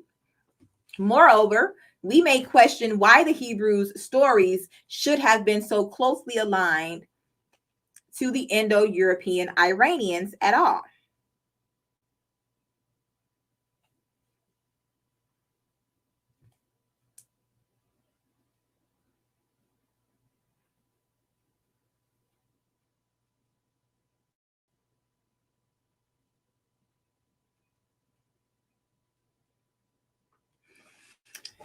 Yet another story with a biblical counterpart is the Iranian tale of a man named Yima. Ahura warned him that destruction would come to the world in the form of floods because people had sinned. He instructed Yema to build a vara, and generally translated as fortress. Into this vara, he was told to bring fire, food, and animals and humans in pairs. The ancient legend of a great flood not only occurs in Iranian and Hebrew literature, but in early Sumerian legend as well. It is most often assumed that the Hebrews borrowed the legend from the Sumerians, but the account of the flood may have been known among the mountain race that arrived shortly before the Jemdet Nasser period in Sumer, perhaps once told as the mythical memory of their ancestors' arrival in the mountain lands of Arata. It may later have been associated with their own arrival in Sumer, perhaps describing extensive rainfall throughout that area at the time, leading to the line, "The inundation of Enlil has come, the land is restored." Along with its appearance in Sumerian myth, it may also have remained in the memories of those who stayed behind in Arata or Ararat, where Noah's Ark was supposed to have set, eventually being connected with Abraham's ancestor Noah and the Iranian Yema as well. This appears all the more likely when we realize that Sumer has no high elevations, no mountain for the ark to land on, which the Sumerians also claim that it did. The Hebrew account describes the landing of the ark in Ararat or on Mount Ararat itself. Mount Ararat is known by that name even today. It towers over all other mountains nearby, reaching a height of nearly 17,000 feet. It is located at the easternmost tip of Turkey, close to the Iranian and Russian borders, in the land once known as Urartu, which is much the same name as Ararat. It is, in fact, just alongside the Arax River, which joins the Caspian Sea. We may also find it significant that the Hebrews state that Noah, primeval ancestor of the Hebrews, started out after the flood from the very same area from which the historically attested Indo-Europeans are known to have entered Anatolia. Another similarity between the legends of the Bible and those of Sumer concerns the irrigation canals. The Bible records that after Yahweh created the world, there was still no vegetation because there was no water. In Genesis 2 and 6, we read, "A flood was used to rise out of the earth and water all the surface of the ground." In the legend of the Sumerian paradise Dil-Mun, water was also lacking, so that no vegetation grew. Enki, god of the Eridu temple, then ordered water to be brought up from the earth to water the ground. In the myth of Enki establishing world order, we also read of Enki's canal building activities. Each of these stories is describing a land where there is little or no rainfall. Sounds like wrath. So water must come from the ground.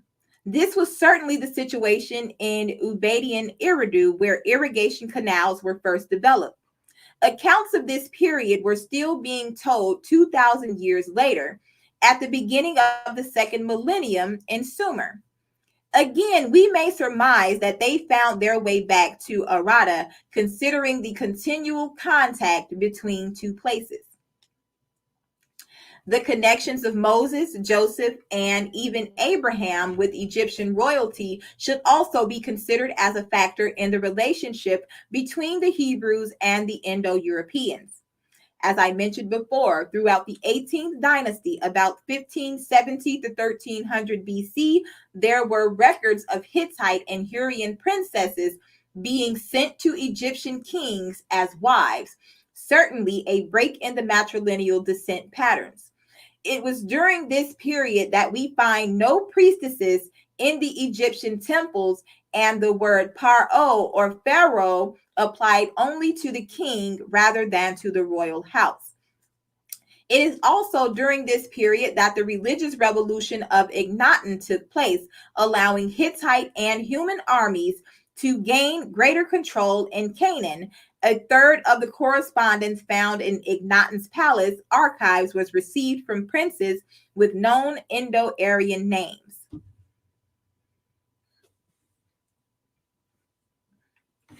Thus, we may find it significant that, according to the Bible, Moses was the adopted son, quote unquote, of the Pharaoh's daughter, said to have been found as an infant. We read in Exodus 2:5-10 that he was first found by the Pharaoh's daughter, who gave him to a woman, supposedly his real mother, to be tended as an infant. But then we read that when the child was old enough, she brought him to Pharaoh's daughter, who adopted him and called him Moses. Many pharaohs of the 17th, 18th, and 19th dynasties had names such as Kamoses, Amoses, Tutmosis, and Ramesses.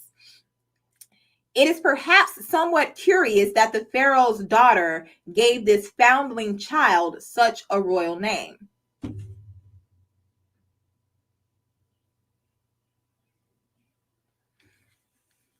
But even before Moses, Joseph, another son of Jacob, was also closely connected with Egyptian royalty.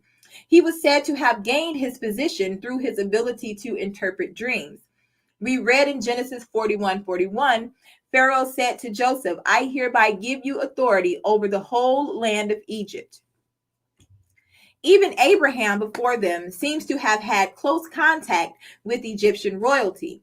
In Genesis 12:10-20, Abraham and Sarah also find themselves in Egypt, supposedly as the result of a famine in Canaan. This time we learn that Abraham has asked Sarah to pretend that she is his sister. Supposedly as a result of her great beauty, she is then taken into the household of the Pharaoh as his wife. Again, we have no conclusive evidence since the Bible does not mention the pharaohs by specific names, but both Abraham's and Joseph's periods may have occurred during the time of the 18th dynasty, while the period of Moses would have taken place shortly afterward.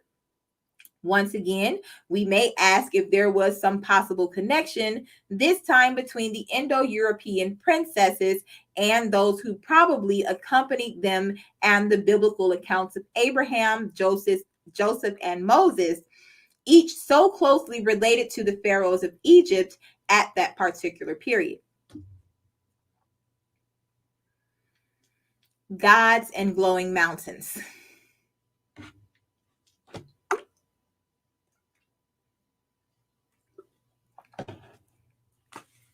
Another puzzling and perhaps the most significant and revealing connection between the Indo-Europeans and the Hebrews is the symbolism of the mountain, most especially the great and shining light upon the mountain. The Aryans of India worshiped their ancestral fathers who soared up to the realms of eternal light. Indra was the lord of the mountains, his possessions described as golden. The abode of the Indo-Iranian Ahura was said to be luminous and shining, set up on the top of Mount Hara. As I mentioned before, in Indo-European Iranian, Hara actually meant mountain. In the Hebrew text, the story of Moses is most often associated with Mount Sinai, located in the southern end of the Sinai Peninsula. But in many biblical references to the mountain on which Moses spoke with Yahweh, this mountain is referred to as Mount Horeb. Long before Moses led the Hebrews out of Egypt, he had found this mountain. We read in Exodus 3:1 that when Moses was alone in the desert before the time of the Exodus, he came to Mount Horeb, mountain of God. After the Exodus and the more familiar ascent of Moses on Mount Sinai, we read again, "You must never forget that day when you stood before the Lord your God on Horeb," Deuteronomy 4:10. And in Deuteronomy 4:15, "on the day when the Lord spoke to you out of the fire on Horeb." The association of Yahweh with or as a mountain is evident throughout the book of Psalms, certainly some of the oldest parts of the Bible. In Psalms 31, 62, 71, 89, and 94, Yahweh is referred to as a rock of refuge. In Psalm 62, he is the rock of deliverance. In Psalm 18, he is my rock where I find safety. In Psalm 19, he is my rock and my redeemer. In Psalm 28, we read, "Oh, my rock." In Psalm 42, God is my rock. In Psalm 78, it was written, he brought them to his holy mountain. In Psalm 48, we learn that Yahweh is up on his holy hill. And in Psalms 99, the writer tells the reader to bow down to his holy hill. In Psalms 92, it was simply written, though so many other allusions to the mountain, we might see these as simply symbolic of stability, but we also read of the close connections and importance of the mountain itself. In Exodus 24 and 17, the appearance of Yahweh is not only described as being on a mountaintop, but a crest glowing with fire. The glory of the Lord looked to the Israelites like a devouring fire on the mountaintop. And in Deuteronomy 5:4, the Lord spoke with you face to face on the mountain out of the fire. In Psalms 144, Yahweh is asked to shoot forth thy lightning flashes. In Psalms 104, Yahweh is simply described as wrapped in a robe of light. The Indo-European Zeus, with his fiery lightning and thunderbolts, was to be found on the top of Mount Olympus. Baal, with this same lightning symbol, resided upon Mount Siphon, or Siphon. The storm gods of the Hittites and Hurrians are often portrayed with lightning bolts in one hand, standing upon one or even two mountains. Indra, glowing in gold, also holding his lightning bolt, known as Vajra, was known as Lord of the Mountains. Ahura dwelled in his glowing home on top of Mount Hara, is the Hebrew Yahweh who spoke out of the fire on Mount Horeb, to be considered as an image and concept much different from these Indo-European gods. Or may he also be regarded as the Indo-Aryan father who dwells in glowing light as portrayed in the Rig Veda. Strangely enough, the Hebrew word for heel is har. Luvites and Levites. Though we have observed the connections the Hebrews had with the Indo-European groups, generally it may well have been the Luvians who were most closely connected to the emergence of the Hebrew religion. There is further evidence that suggests that the Luvians or Luvites may well have been the origins of the priestly Levites of the Hebrews. Luvian texts are still being deciphered. As I mentioned previously, the Luvians were very close related to both the Hurrian and Hittite peoples, and had long been considered by archaeologists to be Hittites. Judging from the prevalence of votive, ritual, and incantation texts so far attributed to them, the Luvians may have been a separate priestly caste of the Indo-Europeans, much like the Brahmins of India. We may question why they continued to use the less flexible hieroglyphs when other scripts were so readily available and used by the other Indo-Europeans, and why the hieroglyphs were used exclusively for votive rituals and inscriptions on royal monuments. Many of the scribal schools appear to have been located in their territory, suggesting that it may have been the Luvians who used the Hurrian, Hittite, and Akkadian languages to disseminate their ideas while retaining the ancient hieroglyphs as their own, perhaps more sacred manner of writing, as the Jewish people of later times have done with Hebrew.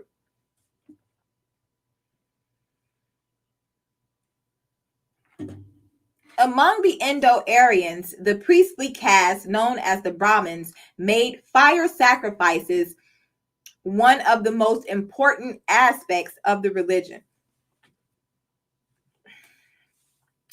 Professor Norman Brown writes of the Brahmins in the 4th century BC, describing the overriding power of the elaborate Vedic sacrifice performed by Brahmins according to an ancient ritual of the greatest complexity and carrying unrivaled authority. He tells us that the Brahmins arrogated to themselves as custodians and sole competent officiants of this all important ritual, a position of moral and social superiority to both the old temporal military and governing aristocracy. Giuseppe Sormani writes that in the early Sanskrit Yajurveda, a collection of Brahmin sacrificial and ritual prayer formulas dated shortly after the Rig Veda. The priests commanded society. They were the lords, even over the gods, whom they bent to their own will by means of ritual. Brahmins was already evident in this Veda. These descriptions could as well be applied to the Hebrew Levites as to the Brahmins. If the Luvians were a similar priestly caste, and a group of them was later known as the Levite priestly caste of the Hebrews, this connection would perhaps explain the extraordinary position that the Levites held among the other Hebrew tribes.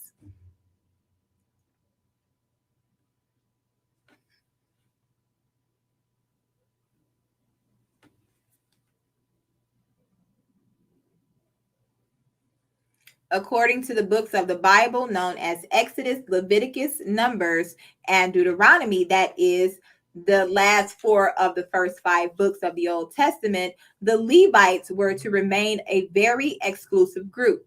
Moses is described as the son of a Levite, mother and father, as is his brother Aaron. In Numbers 8:14, we read Yahweh's words, "You shall thus separate the Levites from the rest of the Israelites, and they shall be mine." In Numbers 18:2, Yahweh says to Aaron, "You and your sons alone shall be fully answerable for your priestly office." Only Levites were acceptable as members of the priesthood of Yahweh. Moses, Aaron, and the sons of Aaron were the highest priest. A Levite high priest was forbidden to marry not only a foreign woman, but even a woman of any other Hebrew tribe. Even within his own tribe, he was not to marry a widow, a divorced woman, or in fact, any woman who had ever had sexual relations with another man. No one but a Levite was allowed to enter into the tent of the presence where Yahweh was worshipped. It was implied that to do so was at the risk of life. When the Israelites marched across the deserts of Sinai, the Levites led them, keeping a day's journey ahead of them, to decide upon the next encampment. Though at first Moses is said to have acted as the sole judge in all disputes, he eventually appointed officers in charge of distinct units. These were arranged in numbers of 10, 50, 100, and 1,000, much like an army, each with a watchful officer.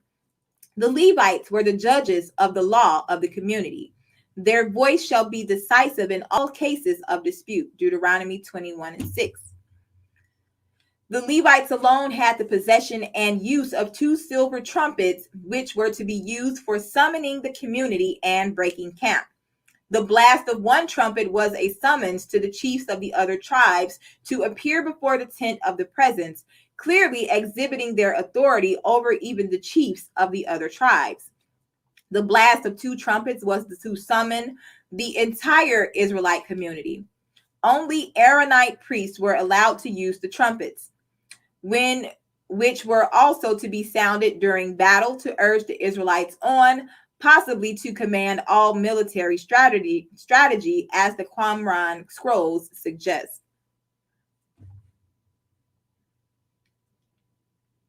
While in the desert, probably in preparation for the battle as they entered Canaan, a counting or numbering of the tribes was ordered. At first, this was only for the 11 other tribes. Every man aged 21 and over who was fit for military service was to be included.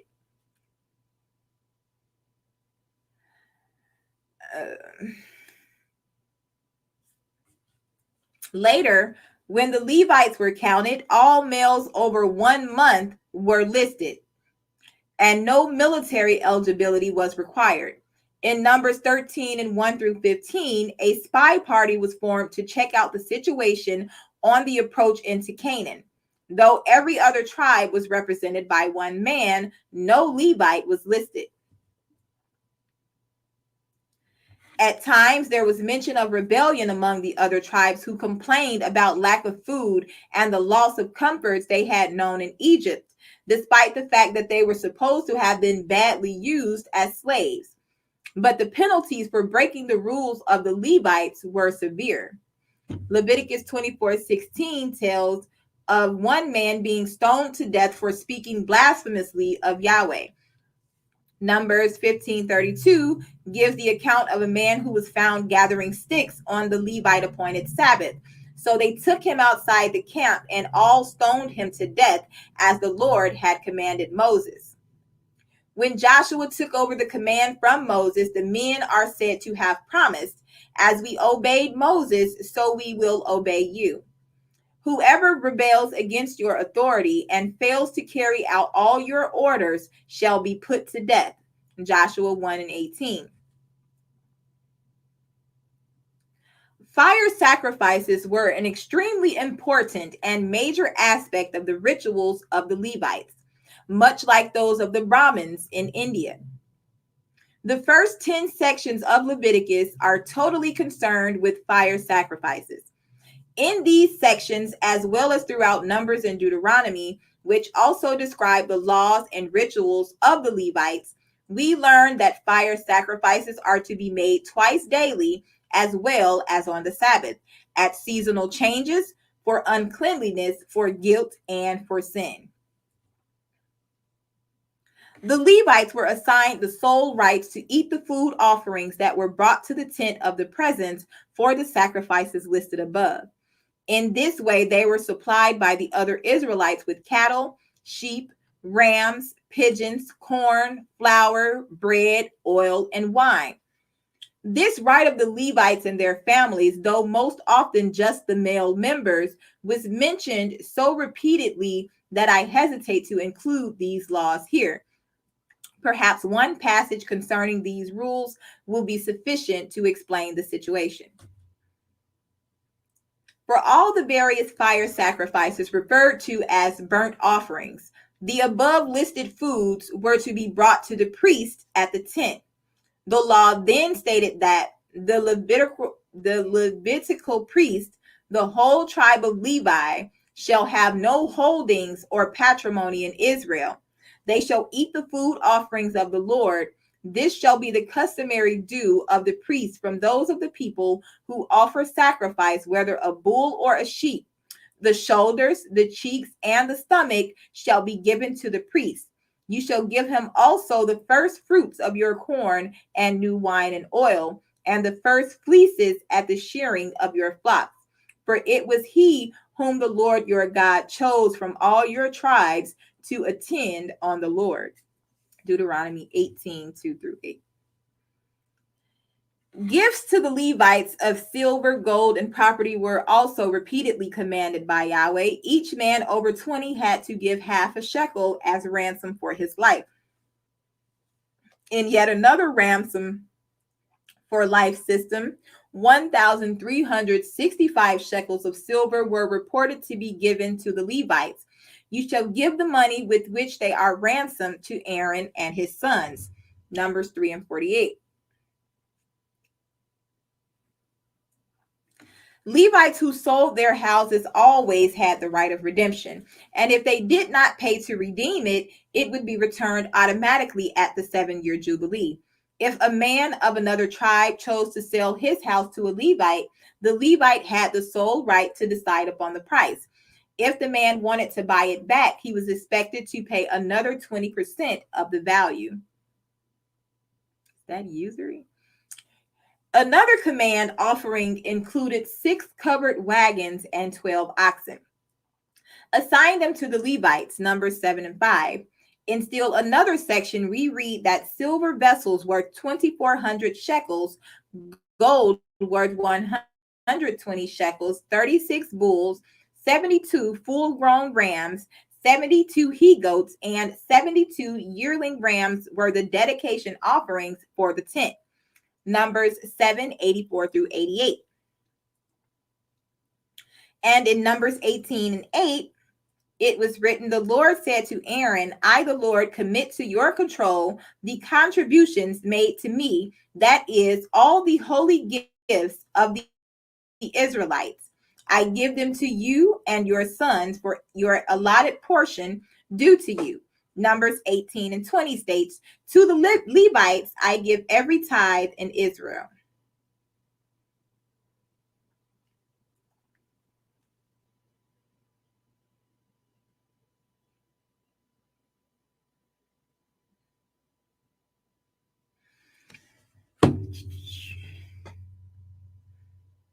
As we read above, the Levites were not to have any patrimony, which was often given as the reason they should receive so much else.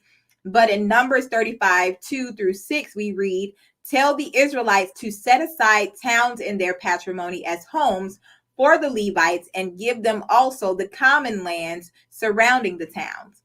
48 towns were given in all. Very specific instructions for the clothing of the Levites, made of violet and scarlet fabrics and fine linen, gold and precious gems, were described in Exodus 28, along with their robes.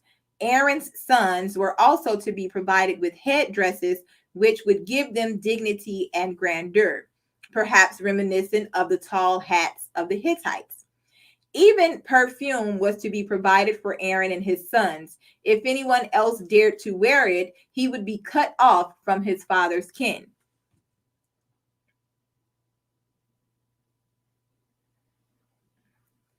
The other Israelite tribes were reminded, you must not neglect the Levites who live in your settlements, Deuteronomy 14:27. And be careful not to neglect the Levites in your land as long as you live, Deuteronomy 12:19. In Deuteronomy 31 and 24, we read, when Moses had finished writing these laws in a book from beginning to end, he gave this command to the Levites. Take this book of the law and put it beside the ark of the covenant of the Lord your God to be witnessed against you. So it was that these laws, first written by the Levites, were then placed in the sole possession of the Levites, who were thus the only ones who had access to them, to interpret, censor, or change in any way they saw fit. The general picture rendered is not one of monastic priests or ascetic gurus, but rather a well-clothed, well-fed, well-housed, well-transported, perfumed aristocracy who ruled with supreme authority over the other Hebrew people. Reading through the laws concerning the Levites, we may find their position compared with the other Israelites somewhat extraordinary. The Levites, according to the Bible as we know it, are said to be the descendants of Levi, one of Jacob's 12 sons. Again, tracing the genealogies, Moses would have been Levi's great-grandson. This doesn't quite tally with the number shortly after leaving Egypt. Though the figures may have been somewhat exaggerated, the Levites claimed that there were 22,000 males among them, quite a family in 3 generations.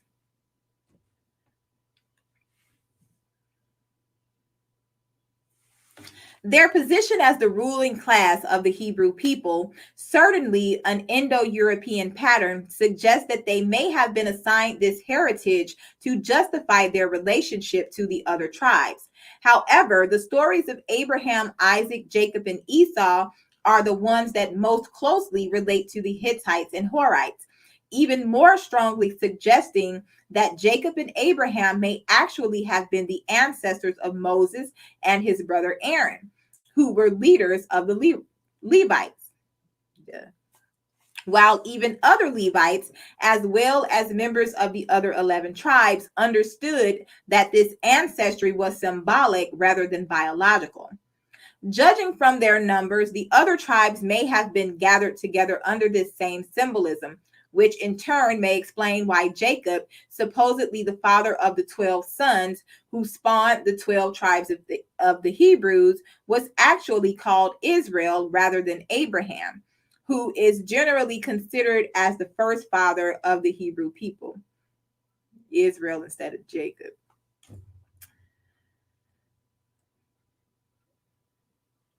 So the suggestion that the original Hebrews were not all of one race is further made in the Psalms. In Psalms 107, we find, "So let them say who were redeemed by the Lord, redeemed by him from the power of the enemy, and gathered out of every land, from east and west and north and south."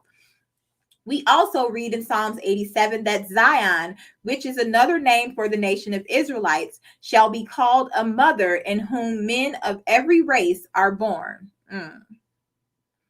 This suggests that at the time of the writing of these Psalms, Israel saw itself as a group of races, each gathered together under the emblem of Israel, perhaps including Semitic desert people, Egyptians, Canaanites, and others, all possibly joined together under the direction of the Levites.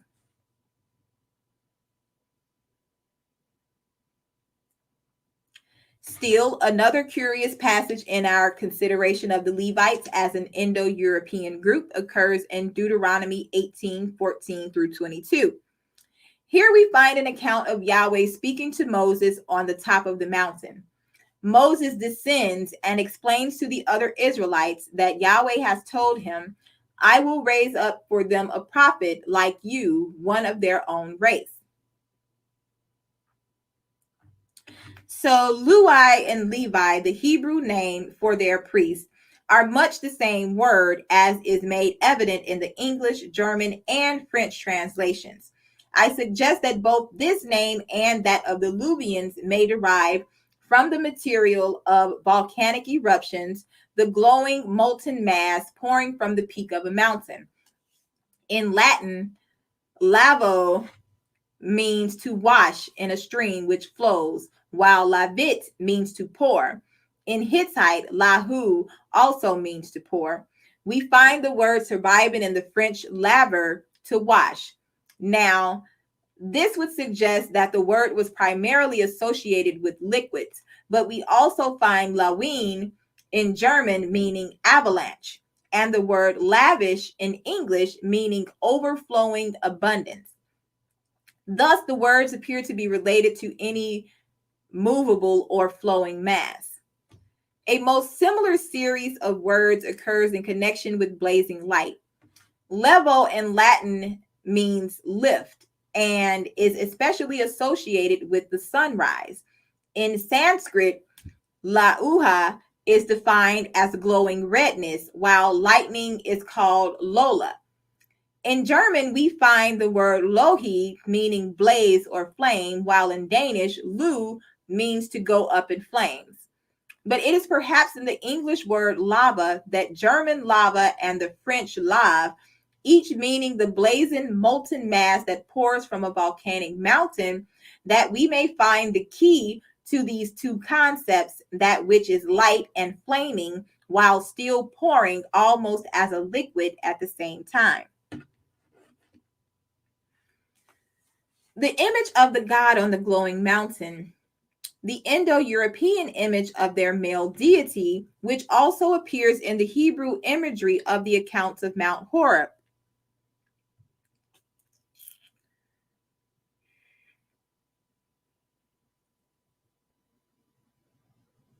Perhaps points to their ultimate connection as one-time worshipers of volcanic mountains.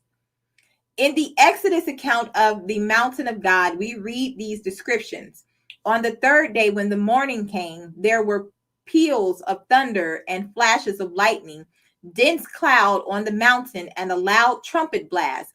The people in the camp were all terrified. Exodus 19:16. And in Exodus 20:18 through 21, when all the people saw how it thundered and the lightning flashed, when they heard the trumpet sound and saw the mountain smoking, they trembled and stood at a distance. Speak to us yourself, they said to Moses, and we will listen. But if God speaks to us, we shall die. Moses answered, do not be afraid. God has only come to test you, so that the fear of him may remain with you and keep you from sin. So the people stood at a distance while Moses approached the dark cloud where God was. Later in Deuteronomy, when Moses was recounting the incidents that took place at Mount Horeb, mountain of God, he reminded the Hebrews, then you came near and stood at the foot of the mountain. The mountain was ablaze with fire to the very skies. There was darkness, cloud, and thick mist. When the Lord spoke to you from the fire, you heard a voice speaking, but you saw no figure. There was only a voice. Deuteronomy 4:11-13, reminding them of the pagan calf that they had made during his absence. He recalls, I took the calf, that sinful thing that you had made, and burnt it and pounded it, grinding it until it was as fine as dust. Then I flung its dust into the torrent that flowed down the mountain. Deuteronomy 9:21. Again, looking through the Hebrew Psalms, we find he shall rain down red hot coals upon the wicked. Psalms 11. Consuming fire runs before and wreathes him closely round. Psalms 50. How long must thy wrath blaze like fire? Psalms 89. The world is lit up beneath his lightning flash. The mountains melt like wax as the Lord approaches. Psalms 97. He spread a cloud as a screen and a fire to light up the night. Psalms 39. Surely the most vivid description of Yahweh as a volcanic mountain occurs in Psalms 18. Here we read, the earth heaved and quaked. The foundations of the mountain shook. They heaved because he was angry. Smoke rose from his nostrils. Devouring fire came out of his mouth. Glowing coals and searing heat. Thick clouds came out of the radiance before him, hailstones and glowing coals. He shot forth lightning shafts and sent them echoing. The imagery is difficult to ignore. We may also find it significant that the mountain north of Lake Van or Ban in the land once known as Urartu, known as Mount Sufan, even today is a volcanic mountain. In Cilicia, in the Kuzawatna territory of the Luvians, there are two volcanic mountains. In the Caucasus region and just to the south, once again in the land of Urartu, there are no less than 13 volcanic mountains, 3 still active today. One is located near Baku on the Caspian Sea, close to the mouth of the Arax River. It might also be pertinent that in the Greek legend of the battle between Zeus and the serpent Typhon, Typhon was born in a mountain cave in Cilicia where he was first attacked by Zeus, later battled with Zeus on Mount Cassius or Siphon, and was finally killed by Zeus on the volcanic Mount Etna in Sicily. But it may be most significant that just to the east of Sinai in Arabia, we find a string of volcanic mountains now extinct all along the western coast facing Egypt, and that Mount Ararat itself is volcanic. To gain a clearer picture of the times, it is important to realize that volcanic mountains often erupt many times over a relatively short period. Mount Kilauea on Hawaii has erupted over 24 times during the last 20 years. Incidentally, this volcano is worshipped as the goddess Pele or Pele. Even today, the surviving Zoroastrians of Iran still pray to fire, while in the Kurdish territories, partially in the land that was once Urartu, Fires are lit on the mountaintops at New Year's celebrations. The worship of the Indo-European and Hebrew gods as volcanic mountains may explain the great importance of the fire rituals among both the Brahmins and the Levites. It may also explain the name of Yahweh, so long a puzzle to Bible scholars who have hunted for the meaning in Semitic texts and cultures, for the word Yahweh in Sanskrit means ever flowing, so suggestive of the lava of volcanic eruption. It may even be related to the word lava itself. It may also be significant that another group who spoke the Luvian language are thought to have lived in the area of another volcanic mountain in Turkey. Curiously enough, these people were called the Ahayawa. Sounds like Ahaya. Anyway, connections between the Indo-Europeans and the Hebrews are too numerous to be lightly dismissed. But it is only as the Luvian texts are better understood or new material in better condition is discovered that we may eventually be able to affirm or reject the more direct relationship of the Luvians and the Levites.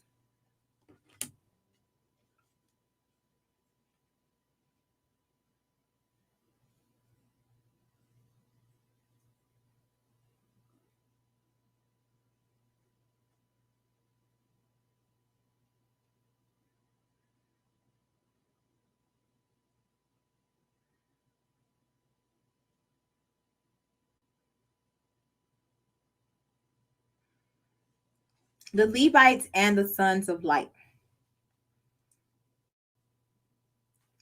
The association of the Hebrew people and the Indo-Europeans, both worshiping a god of light, is even further suggested by the recent discoveries of Old Hebrew texts, popularly known as the Dead Sea Scrolls. These scrolls, discovered at Qumran in Palestine, are the oldest extant Hebrew text of the books of the Old Testament, dating from about the 3rd century BC. Generally, they are quite in keeping with the Greek version and even the later Hebrew one, with some variations. But there was an additional text which was completely new to Bible scholars. It is an account known as the Scroll of the War of the Sons of Light against the Sons of Darkness. The scroll consists of the plans for a battle that was about to be fought. The enemy was collectively known as the Sons of Darkness. The Hebrews, still led by the Levite priests, were the Sons of Light. It begins by stating that the first engagement of the Sons of Light shall be to attack the lot of the Sons of Darkness. The Sons of Light are the lot of God. Many authorities have once again attributed this surprising find to influence from Iran, where the worship of Ahura still prevailed. But when we consider that so many of the other texts discovered at Qumran were from the Old Testament, we may question why this particular account should have been included among them. Also, there is no specific mention of Ahura. As we have seen, the concept of the God of light was not a new one to the Hebrews. The Indo-European duality of light and dark may be seen underlying the earliest description of Yahweh's creation of the world. For in Genesis 1 and 3, we read, God said, let there be light.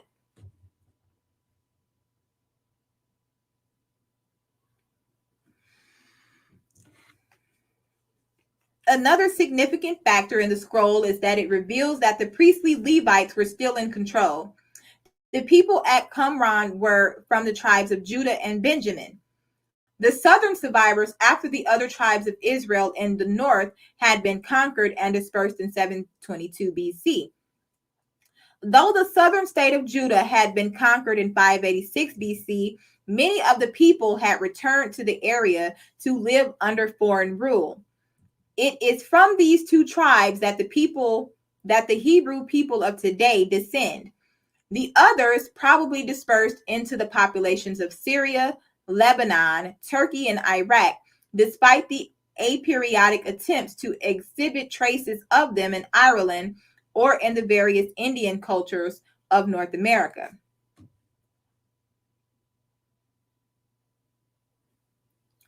In the Qumran scroll, just as in the books of the Old Testament, the dress, the banners, the duties, and the position of the Levites were separately and carefully described. The banners were to be decorated with the names of Aaron and his sons. Even more interesting is the fact that the Levites were once again or still in charge of the battle trumpets.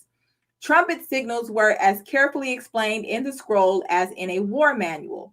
Various types of trumpet blasts commanded get ready for battle, advance, approach, start fighting, and retreat.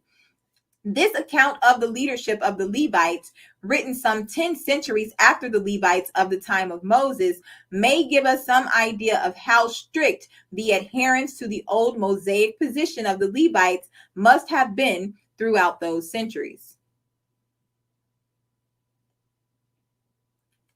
This warlike aspect of the Hebrews, described from the time of Moses onward, will be further discussed in later chapters concerned with the Hebrew suppression of the worship of the goddess. For the moment, it may explain the name of the Hebrews as Yehudi or Judah. The Sanskrit word for warrior is Yudah.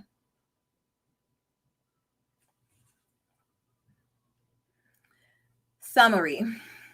One comment must surely be made before I conclude this chapter.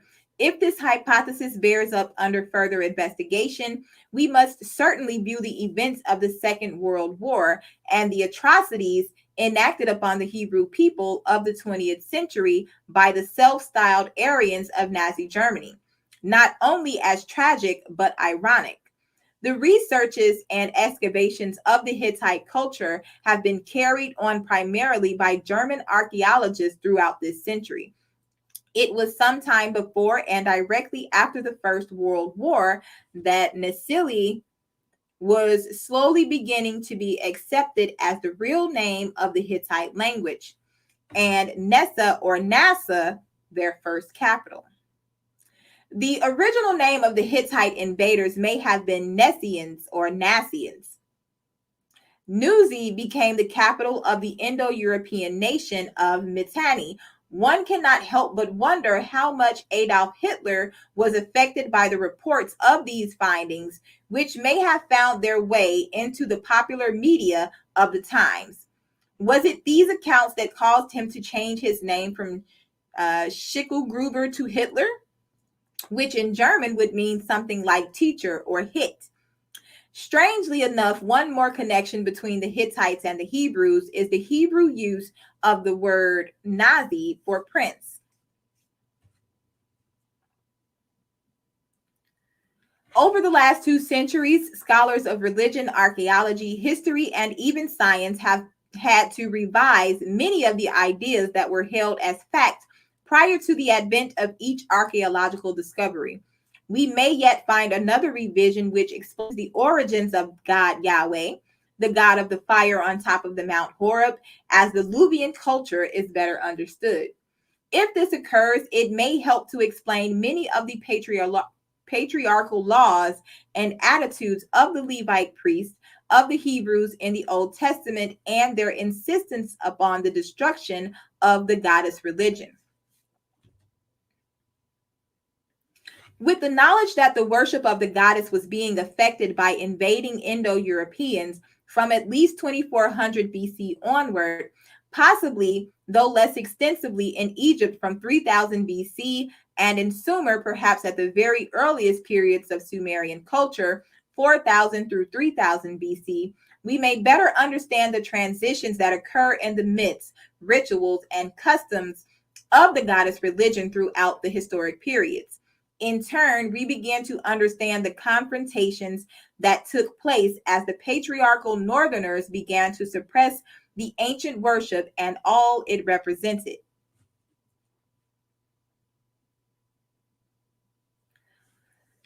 One of the most controversial issues seems to have been the concept of divine right to royal privilege and the institution of hereditary kingship.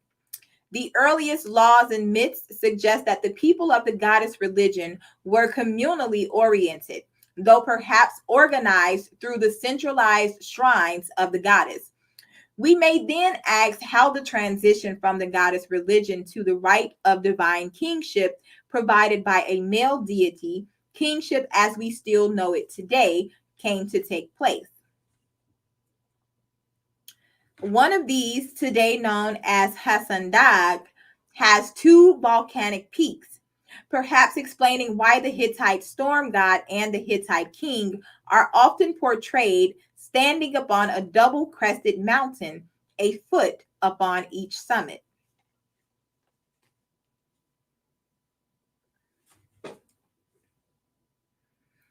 All right, and for that, we're going to end it. Chapter 6, maybe later on tomorrow or in the morning. If the king did not weep. So stay tuned. Thanks for watching. Shalom. Peace be unto everyone.